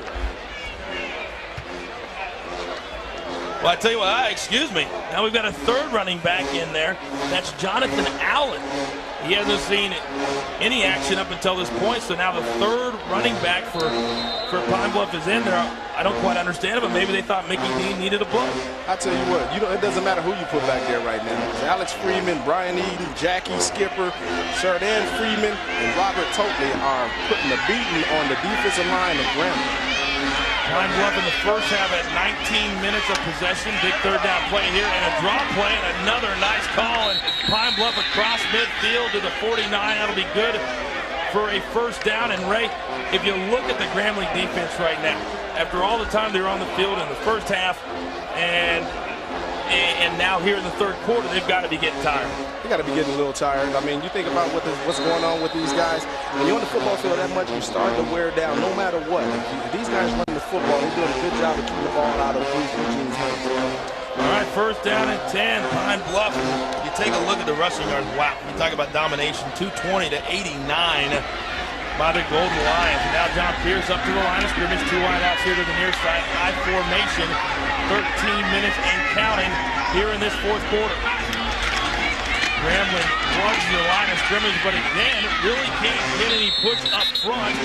And the running back for Pine-Bluff doesn't even get touched before he gets 4 yards. Well, emusic.com and Russell Athletics invite you to get 100 free music downloads when you purchase a minimum of $75 of Russell product from any HBCU college bookstore or online at buyhbcu.com. emusic.com, the #1 site for independent music. I would right now try to send the linebackers. I would send them on a blitz right now. You know, you think about these guys throwing the football. It'd be interesting if they do throw the football right now. John Pierce decides to drop back, but since they've been having so much success on the ground. You're exactly right. Again, a handoff to the back, and Jonathan Allen back there, but this time stood up and very nicely done. 4-5 defenders for Grambling State in great pursuit. And that's going to be a loss of about 5 all the way back. Well, they're going to mark his forward progress to the 49. And you can see right here, great defensive pursuit by the Tigers. Jason Hatcher right there pushed up the football field, made this play happen. Everybody else got the scraps, but Jason Hatcher, 6'6", 285-pound defensive end, got up the football field and made some havoc happen. Well, now a big third down play for the Golden Lions. 3rd down and 11 from just inside of midfield. And Jonathan Allen is still in there, a running back. And you got to wonder if there's something wrong with Mickey Dean and/or Tony Joseph. John Pierce now, he's outside of the pocket. He had a man open, but just was off balance, was unable to set his feet. Incomplete pass, and that'll bring up a 4th down and a punting situation for Pine-Bluff. Well, this is a little bit weird right here. We've been having so much success running the football. Change the formations up. I guess they're trying to knock Grambling off the back of the hills, and it didn't actually work. You know, stick to what you do best, run the football. But hey, Coach Forte has something else in mind, and now they're in a situation where they're punting. Now John Heflin to punt for Pine-Bluff. Back to receive Reginald Jackson for Grambling.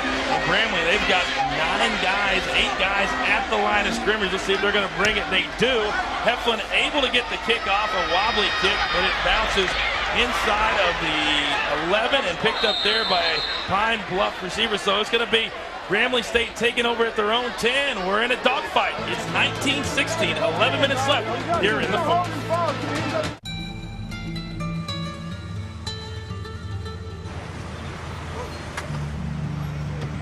Keys. Bring out.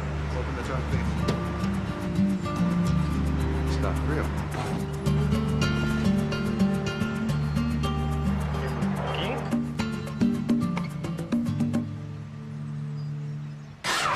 $120 not-so-standard features. One all-new German-engineered Passat. What are you setting your sights on? And when you see it, will you be ready? Just pick up the phone, dial 1-800-645-ARMY, and you'll get this free DVD. You'll learn about the hundreds of opportunities the Army can offer you. Skills, education, healthcare. Call 1-800-645-ARMY, and you'll also get this free boonie hat. Whatever you're looking for, the Army can help you find it. Here is for the love of the game. When it's for money, it's not the same. That is why you'll never see owners or agents on CSTV. Football, soccer, and volleyball. We cover 30 sports overall. That is why you should try marching onward to CSTV. 11:06 remains here in the fourth quarter. Grambling State leads Arkansas Pine-Bluff 19-16. And I tell you what, tomorrow at 9:30, it's Total Access, the second installment of a 4-part series produced by CSTV College Sports Television. This week we highlight Penn State's athletic department. This look inside the Nittany Lions den takes fans on and off the field with some of the most successful collegiate athletes in the country. Penn State Total Access tomorrow at 9:30 Eastern, only right here on CSTV. know, had a huge win. Penn State earlier this afternoon, going to the big house and getting the job done over Michigan. And I wonder how long is Coach Paterno going to coach? Joe has been in the game for so long. I think he's going to be in a wheelchair coaching in 2010. Well, if he keeps doing this, he goes as long as he wants. Here we go. Bruce Eugene back at the helm. He hands off to Quan, who'll take it past the 15 up to about the 16.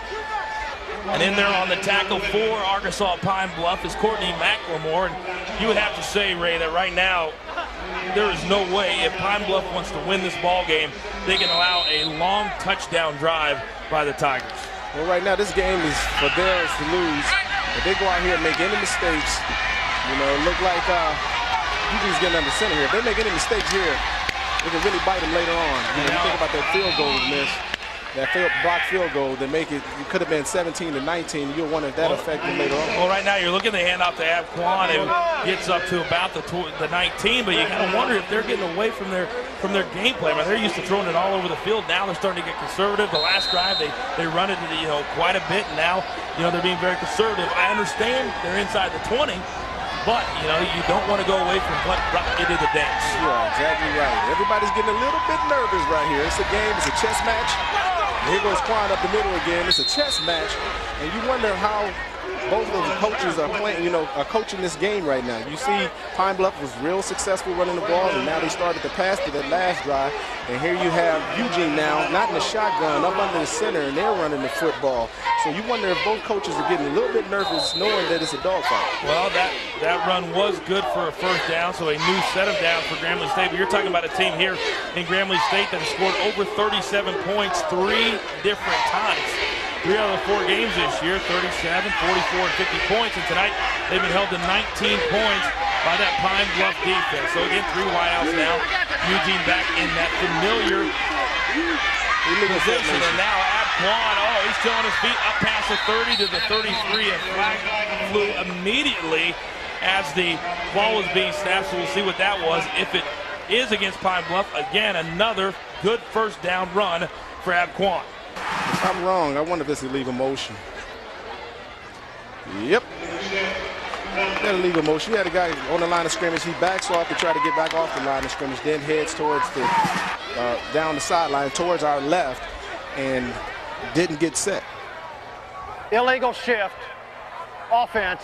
5-yard penalty from the previous spot. Replay, first down. And there you have it. Now you got a situation where it's first and long, 1st and 15. And those types of penalties, really, you hear all the time, but they are really magnified when you're in the 4th quarter. You got 9 minutes left. You're trying to hold on to the ball and score at the same time while chewing up the clock. So now first down at 15 for Grambling State at their own 15. 3 wideouts, 2 running backs in the backfield. They'll hand off Bruce Eugene to Quan. They'll get about 3 yards maybe.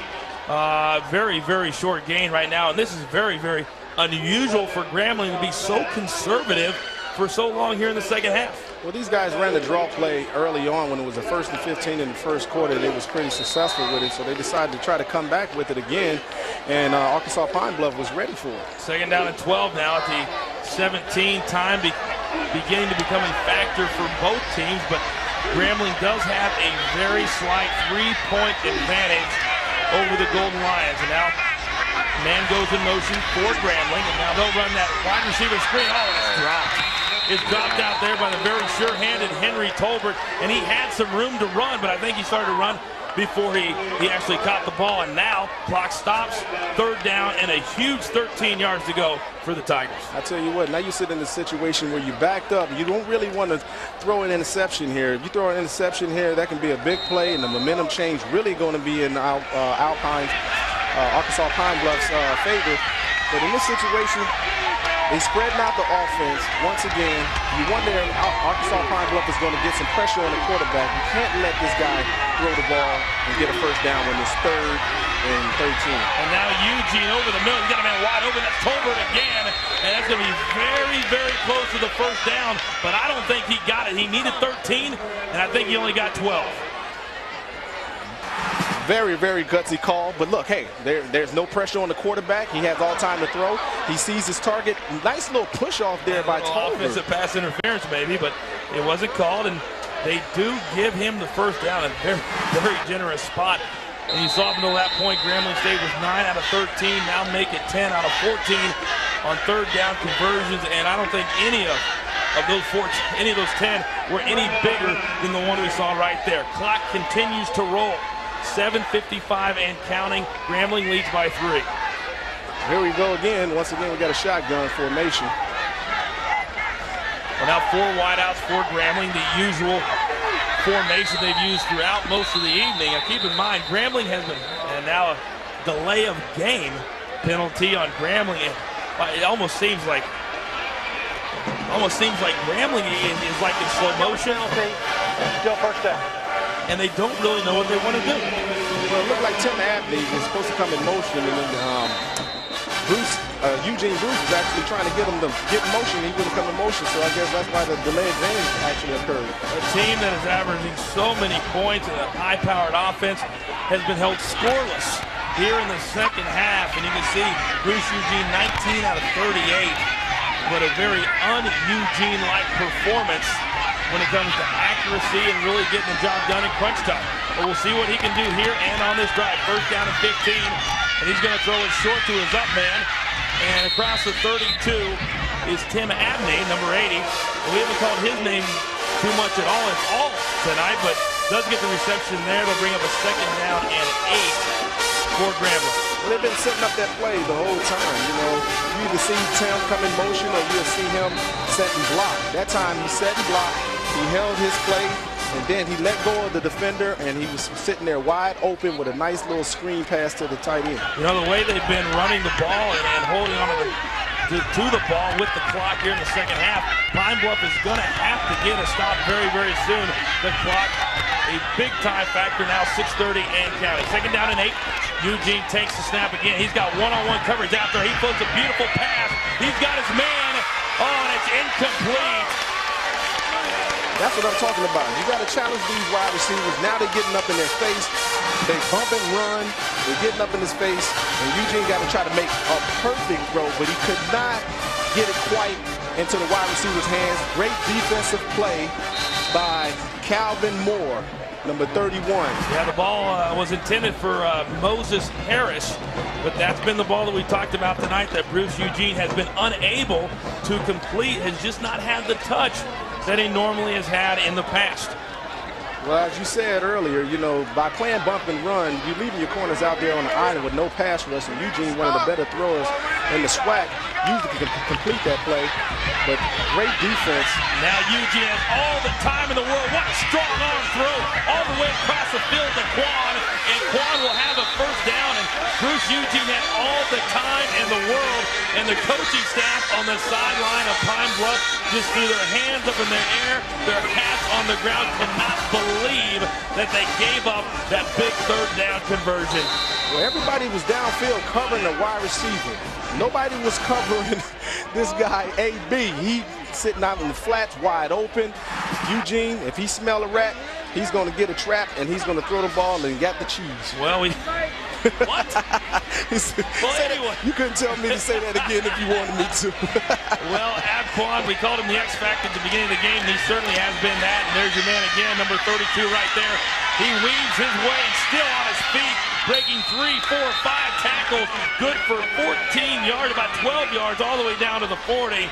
And now Grambling has Pine-Bluff's defense on their heels, to say the least. Well, how about that for a 1-2 punch? These guys are, you know, he's throwing the football well. He's getting the ball to his back. He's not only getting it to the wide receivers, then they're running the ball well. So I guess you're putting these guys on the back of the heels defensively. You don't know what they're going to do. If I was the coach from Arkansas Pine-Bluff, I would definitely start blitzing and trying to pick up a man. That guy, that one time when Quan was in the flat, he was wide open. And Quan gets it again, and he'll take it inside the 38 to about the 37, a gain of 3, and now Grambling, they want to score, but they want to hold on to the clock too. We are approaching 5 minutes as the clock stops with an injured player down on the field. Well, while we've got a moment, the Grambling player is down.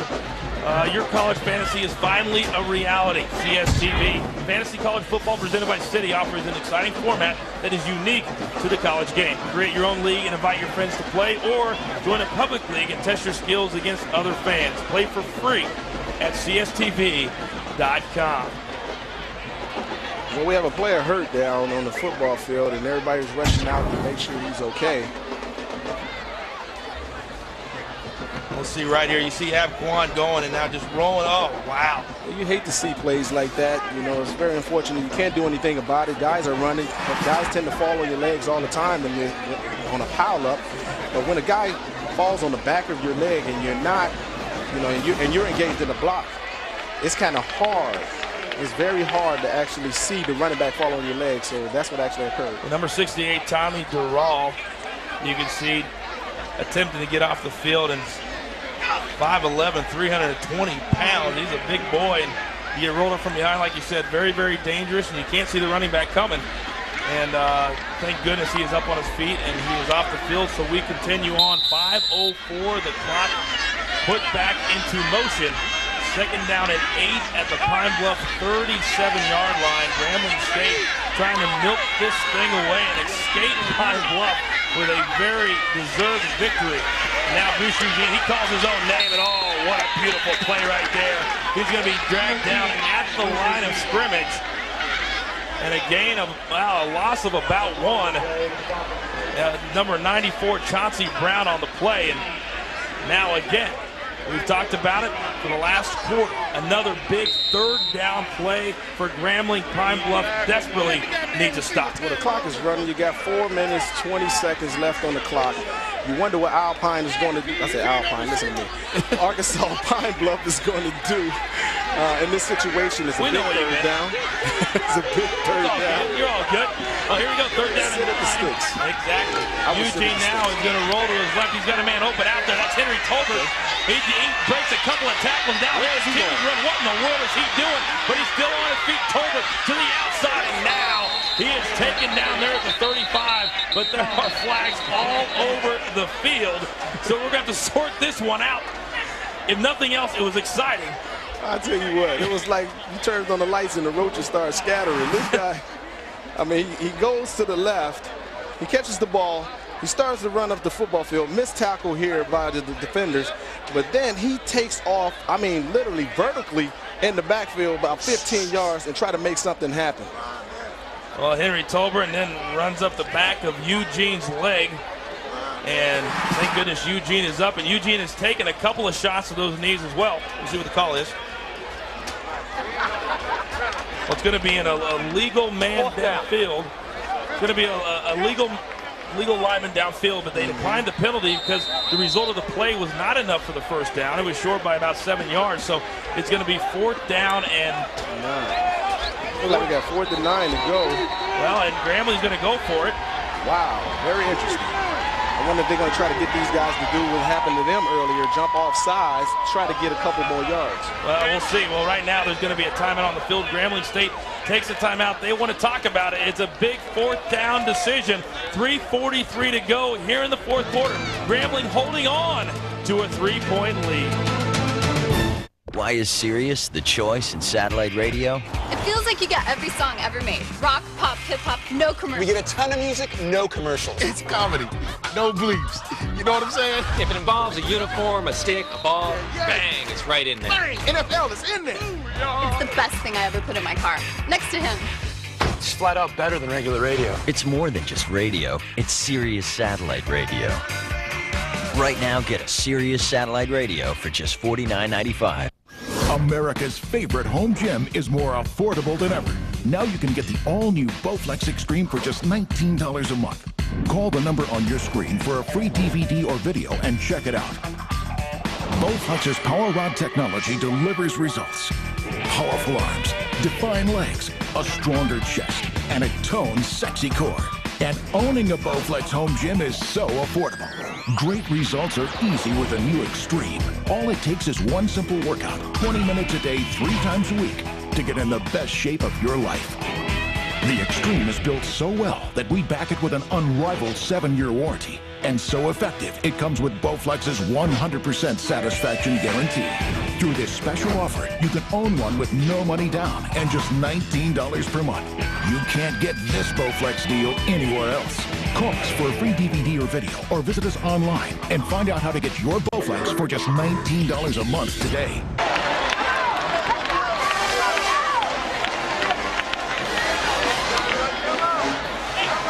Well, we are back, and just a few moments ago, Bruce Eugene threw a pass to Henry Tolbert, incomplete.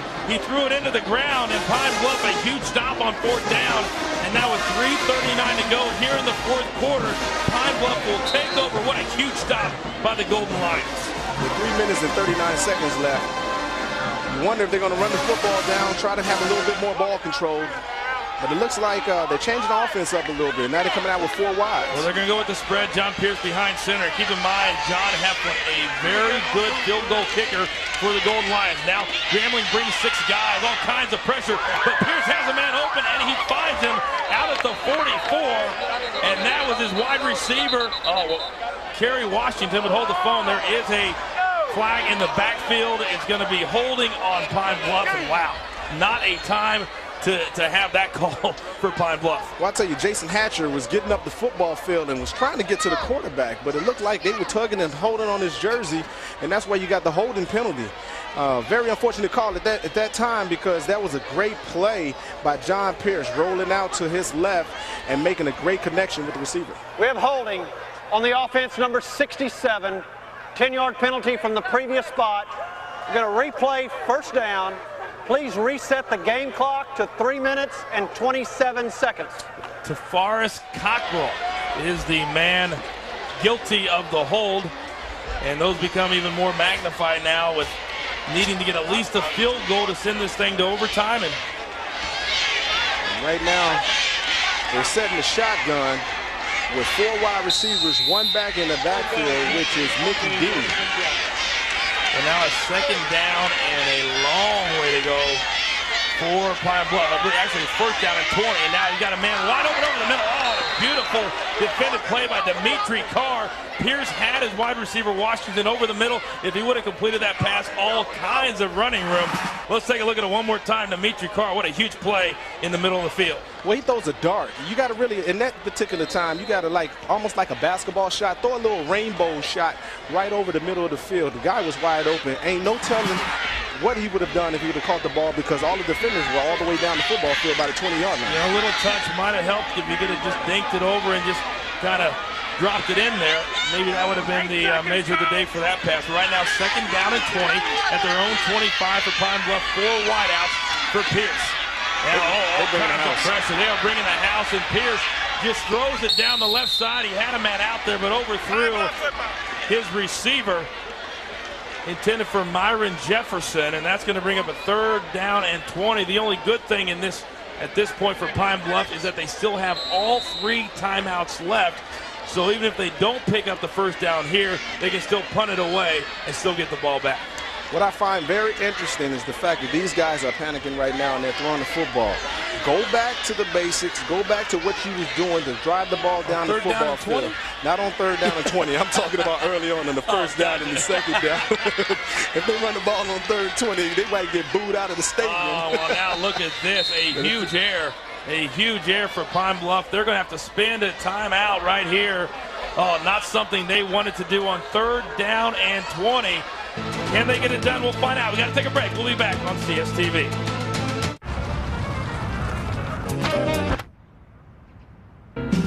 Oh, no, not again. Come on, don't be like that. It's not like I can listen to my LPs in there. You want to listen to Tommy? Let me put the headphones on. 10-speaker Dynaudio sound system. Just one of 120 not-so-standard features available on the all-new German-engineered Passat. Come on. Nothing outperforms Gillette M3 Power Nitro. Push the button and feel the boost in performance. Gillette's battery-powered motor sends micropulses to the patented Power Glide blade. And by Volkswagen, on the road of life, there are passengers and there are drivers. 3rd down and 20. for Arkansas Pine Bluff, John Pierce. He's got a man out there. He throws over the middle. Oh, was it caught? Oh, they're saying no. They're saying it bounced into his receiver, Myron Jefferson. That would have been just enough for the first down. John Pierce, all kinds of pressure on him, but incomplete. That brings him a 4th down and 20. And it's going to be an interesting decision here with 3:07 to play and 2 timeouts left for Arkansas Pine Bluff.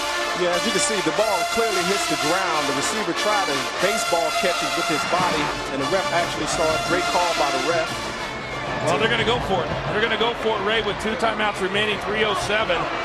And very interesting call. I mean, with that timeout they had to burn a few moments ago, maybe that facilitated this decision. Here we go, big 4th down play, 3 wide receivers for John Pierce. Now he's looking, he's got a man over the middle. Oh, and he overshoots his wide receiver again, going for Myron Jefferson. And really wasn't even close. And what just a horrible possession for the Golden Lions. Well, they came back right here and ran the same play. They saw that it was open last time. John Pierce throws the ball, underthrows him, overthrows him this time, and I tell you what, that right there, you wonder if it's going to come back to haunt these guys, because they were forced in the situation to throw the ball. They used the timeout already. Now the defense has to go back out with 2 timeouts left to try to keep these guys from milking the clock down. Yeah, very, very interesting decision, not only to take that timeout, but also to go for it on 4th down and 20. And now Grambling is already in field goal position territory. Now here we go, Bruce Eugene obviously trying to milk the clock and just try and escape tonight with a very hard-fought victory over Arkansas Pine Bluff. But now the handoff to Apquan, a loss of 1. Now it's going to be interesting to see how Pine Bluff utilizes their 2 timeouts. They're obviously not going to use one right here. They'll use one after 2nd and after 3rd down. You're absolutely right there, Jonathan, because now they're in a situation where the ball is in their hands. They can sit back, milk the clock a little bit, put the ball in great scoring position. If they want to score, they can score. They have plenty of time. They also in position to kick a field goal. To kick a field goal, that'll give them, 22-16, and force Arkansas Pine Bluff to have to score a touchdown rather than a field goal. And now Eugene hands it off again to Quan, who has nowhere to go, stacked up at the line of scrimmage, and quickly the Golden Lions will call that 2nd timeout. It's going to bring up a 3rd down and 10 after the timeout for Pine Bluff. Now, you know, while we have a minute, Ray, when you look at, from both different perspectives, Grambling, they can't be happy with the way this thing went tonight for scoring 19 points in the first half. Bruce Eugene, 3 touchdowns in the first half. On the flip side, though, Arkansas and Pine Bluff, even if they don't win, if you have any type of a consolation victory, you would have to think that they got to feel pretty good about the way they performed here tonight. Well, we've been saying it all night. Melvin Spears actually told us that, this is going to be a tough match. He didn't underestimate it. He looked at film all week, and I'm pretty sure he looked at the game last year when they got beat, by a large margin. Now they find themselves, you got Arkansas Pine Bluff having a lot of confidence, coming in here playing these Grambling. Grambling, and now it's 19-16, and they had opportunities to win this game. All they had to do was force themselves down the football field. And if you look at the standings, Alabama State, obviously the marquee team on the east side, but Grambling State, that is the current standings right now without this game being included. Grambling State 3-0 in conference play, 3-1 overall. They would remain undefeated if they can hold on here tonight and beat Pine Bluff. So what a huge win this would be. But we talked to Spears before the game, and he said Alabama State is the team that everybody is pointing at, but with Grambling, they're the name that everybody is pointing at. Everybody gets ready to play Grambling. It's almost like back in the day in the early 90s when the 49ers was the juggernaut. You think about the Cowboys. Everybody gets ready to play for Grambling State. They know they're going to go into this game going into a dogfight and wondering if they can pull something out. Now you got to score. You look at it, 19-16. Hey, you got to hand it to Arkansas Pine Bluff. They put a well-game package together. 3rd down and 10. We'll see what Bruce Eugene and Grambling decide to do. They do not run it. Instead, Eugene calls his own number. He's got a man in the end zone. Wide open touchdown, Grambling. But there's a flag down on the play. Looks like it's going to be roughing the passer. And what a play by Bruce Eugene. He completes it to number 80, Tim Abney. Let's take a look at it one more time. What a huge call, and that may have just salted this one away. Eugene, his 4th touchdown pass of the night.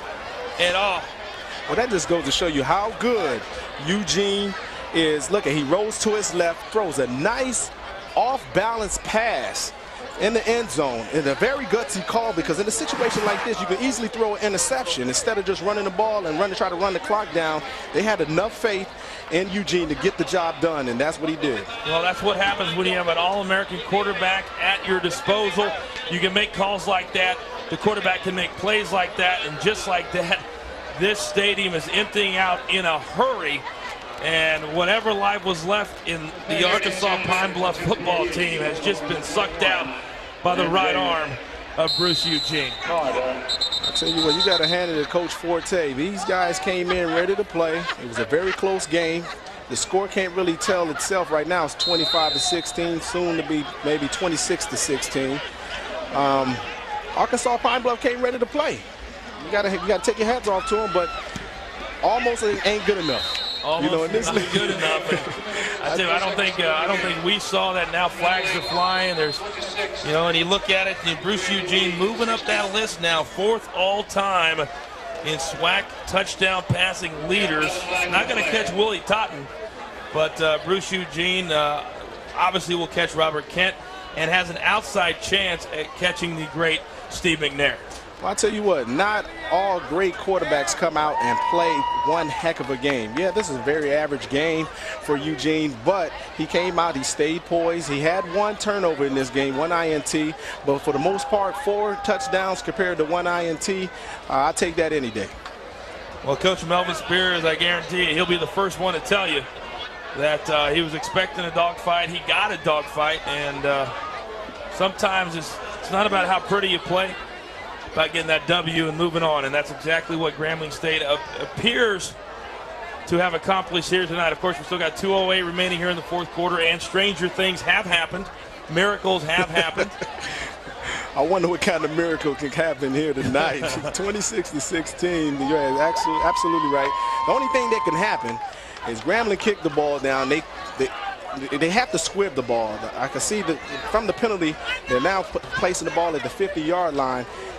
They wanted to squib. Now he has no room to hardly squib the football to prevent a big play from happening. The personal foul penalty on the extra point will allow Tim Manuel to kick from midfield. You can see no chance for a return right there. Out of the end zone, darn near to the parking lot. So now with 2:08 to go, John Pierce will trot back onto the field. And probably the end of the day for Bruce Eugene, and again for a lot of people this would be a great night. 316 yards, 4 touchdowns, and 1 interception. Well, I tell you what, 23 for 44, 316 yards, 4 TDs, 1 INT. I mean, like you said, and a lot of other different football teams, they would love to have this guy, and completing almost 50% of his passes. That's awesome. And now 4 wide receivers. Pine-Bluff is going to need a miracle. They want to come back in this one. Oh, now John Pierce, he has a man open down there and completes the pass, and then it's fumbled at midfield, and Grambling State appears to have gotten the ball back. We'll see what the referee says out there, but John Pierce completed the pass, and then it was fumbled by his receiver. Let's take a look at it one more time. It'll be interesting to see what the referees call this. Pierce was hit from behind, but did complete it down there to Jason Jones, who's been his big play wide receiver. I don't even know if he actually caught it, to be honest with you. Well, this would be very interesting to see what the referee called. Well, obviously, it was a complete pass. He got both feet down. And they're saying Grambling recovered it out of bounds, so it's still the ball of Pine-Bluff and completed again. And now, the man is wide open and down the left side. And again, that's Jason Jones. Oh, excuse me, not Jason Jones. That's Ryan Watley. Ryan Watley, that was a great. And just like that, Pine-Bluff is inside of the 30 for Grambling. And I said stranger things have happened. We have 1:45 remaining. Pine-Bluff has 1 timeout remaining, down 10. and they're down to the 27. Well, I was going to get to that. Just like you said, if they get down here and score pretty fast, I mean, there's only a 3-point deficit. They can onside kick, get the football back, and like you said, stranger things happen. Here we go, Smallville, baby. John Pierce again in the shotgun. He's got 4 wide receivers at his disposal. Grambling only bringing 4 guys and not getting any pressure whatsoever, but Pierce has to throw it away, intended for Jason Jones. Now, real quickly, while we got a chance, I wanted to ask your thoughts. You obviously played in the NFL for 12 years. Your thoughts, does Bruce Eugene have what it takes, if he gets himself in better shape, to make it in the NFL? Well, they talk about him being 240 pounds. You know, we saw him on the football field. Looks like he's about 6 foot. I think he does have an opportunity to play. He's pretty accurate. He throws the ball very well. He's pretty agile. He seems very patient, unlike a lot of quarterbacks in the National Football League. He sets his feet well and he throws the ball well.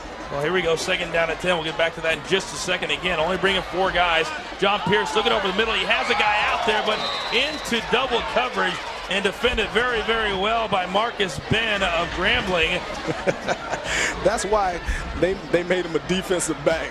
Usually, if he was a wide receiver in the high school, usually defensive backs catch wide receiver catch these balls. He's a defensive back. That's why they put him back there, and he's, you know, slapping himself in the helmet. He could have ended the game right there.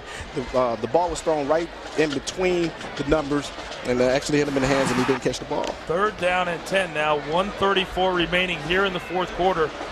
And this stadium is pretty much emptied out at this point. A capacity crowd was here tonight in beautiful Golden Lion Stadium. And now flags fly and whistles blow, and that's been the mantra of the second half. Flags, flags, flags.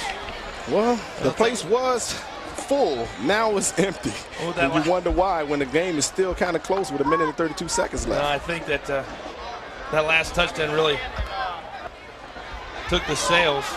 Prior to the snap, false start. Offense number 10, 5-yard penalty. Still 3rd down. You know, when you look at everything Pine-Bluff has done tonight, they did exactly what Coach Forte said they wanted to do. Their game plan, you know, you wouldn't say obviously they didn't execute it to perfection, but they did it very, very well, and it was just unfortunate that they weren't able to capitalize more inside the red zone and stop Grambling, you know, when they needed to get a stop. You're exactly right. A couple key plays here and there forced this team backwards. Now they're behind 10 points. And you wonder if they can score right here with 1 minute and 32 seconds left. Well, now 3rd down and 15, and John Pierce moving in the pocket. He's got a man out there wide open, and nice throw. And again, he finds that man, number 82, Ryan Watley. And Watley will take it all the way down to the, let's see where they spot the ball at. Take a look at it one more time, and a beautiful throw by John Pierce. When you see Jason Hatcher trying to make a move on the defender, on the offensive tackle there to try to get some pass rush, because right now they're only sending maybe sometimes 4 guys up the football field, and he's having a lot of time. They're playing a lot of soft coverage in the back, on the back end, and that's why these guys are sitting wide open. And Pine-Bluff needs to get the first thing done first. They need to punch it in the end zone and not waste too much time doing it. 1:26, 1st and 10 at the 11. Pierce all kinds of time. Oh, he had a man wide open. Whoa. Wide open there, and that was Myron Jefferson. Wow. And Jefferson, if he would have caught the ball, well, if he wouldn't have scored, he would have been down to the 1 or 2. Take a look at it one more time. Well, it doesn't get any better than this. John Pierce put that ball right where he's supposed to, his hands. You got to catch. You're a wide receiver, baby. Catch the ball. Come on, this is a crunch time game, national TV. It is a crunch time game, to say the least. 1 minute and 22 seconds left in the game. They still have opportunity. Still, yeah, absolutely they have an opportunity. If anybody saw the end of the Wisconsin game today, you know they have an opportunity. So now Pierce back, and he's looking for anybody. He's got all kinds of room, and he goes inside the 10, down to the 8. And Wisconsin earlier today, they were down 10 points with 2.5 minutes to go. Scored 2 touchdowns in the last 2.5 minutes to win 38-34 over Minnesota. So all kinds of great finishes today. So it's not out of the realm of possibility for Pine-Bluff to get the job done. So I think now, I heard the whistle blow, so we got official timeout. We got an injury. Well, Jason Hatcher, number 90, looks to be shaken up just a little bit. So I tell you what, I think he's more tired than anything. This guy's been getting a lot of pass rush. He's been causing a lot of havoc up there in the backfield. So, well, despite the fact that Pine-Bluff only has 16 yards, that Grambling State defense has been on the field a whole heck of a lot here tonight. The clock's inside of 1 minute. Pierce now looking for somebody after he's got a man open. Completes it to the 3, down to the 1. That was a great hit. Jason Jones all the way over there on the far side. And Jason Jones gets it down to the 1. The clock stops, 49 seconds to go. I'll tell you what, Zaire Wilborn came up and put a nice little smack on the wide receiver, and they came to finish him off to try to keep him from getting in the end zone. I tell you what, I think Pine-Bluff has found themselves a new wide receiving star. Jason Jones has been fantastic tonight. Acrobatic catches all over the place, and now he's got his team down to the 1. First down and goal at the 1, but they need to score in a hurry with only 49 seconds remaining. Now Pierce is going to hand off. Oh, nowhere to go for Mickey Dean, and now they're going to have to call a timeout right here. They're going to spend a whole lot of time trying to reset this offense, and I don't know if I agree with that call at all. Well, I'll tell you what, now you want to run the football. You're sitting in the red area. Everybody's going to bring out their goal line defense in this situation. Yeah, second down a goal, and now John Pierce just throws the ball into the ground. So, Ray, that one play, or those 2 plays, if you want to count second down, took 21 seconds to run. It took a lot of time off the clock. In this situation, you needed those 21 seconds. And now you got 28 seconds left in the game. You never know what you can actually do. Now you're sitting back. You can pass the ball. It's third down, third and short. You're going to run the football. You're going to pass. I mean, what do you do here? We're going to find out real soon. I think you've got to pass the ball here. You can't afford to have the clock run down again. They still have 1 timeout remaining on the Pine-Bluff side. Down 10, 28 seconds to go. Got to punch it in right here, and hope for an onside kick. And they've got a kicker with a very, very strong leg. They have that on their side. But first things first. I agree with you right there. I would pass the football, but in this situation, they've had so much success running the football. Why not give it to Mickey Dean one more time to see what he can do? And now, hand it to Mickey Dean. He goes over. So don't turn the channel yet. Mickey Dean goes over from the 2 and cuts it to 26-22, pending the extra point, and then pending an onside kick. Well, the only reason I said that, they have so much success running the football. That one play before that one shouldn't discourage you. You had so much success running the football. They give the ball to the guy who's been eating all day, and that's Mickey Dean, having a great day today. And he jumps up, not quite the Lambeau leap, but he gets in the end zone. Here we go now. It's 26-22, possibly 23, and it's good. Now we got a 3-point game on our hands with 25 seconds left, so you wonder if they're going to onside kick, which they are. Oh, yeah, you're going to have to. Down 3, 26-23. What a, despite all the penalties and all of that, this has really been a very exciting game, and one, quite frankly, I don't think anybody expected, but we're happy about it. I'll tell you what, I never thought it'd be this close. 26-23, 25 seconds left, and Arkansas Pine-Bluff is in this game. Now how well the kicker can kick, a lot of times you want to see these guys kick a great ball so you can get the ball back on the onside kick. I tell you what though, Arkansas Pine-Bluff came ready to play, and well, now the good hands team for Grambling is going to come onto the field. You got all the wide receivers, all those guys that Bruce Eugene's been throwing to all night. They got to catch the ball one more time. Melvin Spears called his fate. He's told us on the sideline. Me and you were thinking a blowout, and here we are in a game. We have all these stories that we were ready to talk about. Yeah, and he humbled us, and Arkansas Pine-Bluff, they're no joke. They're a for-real football team.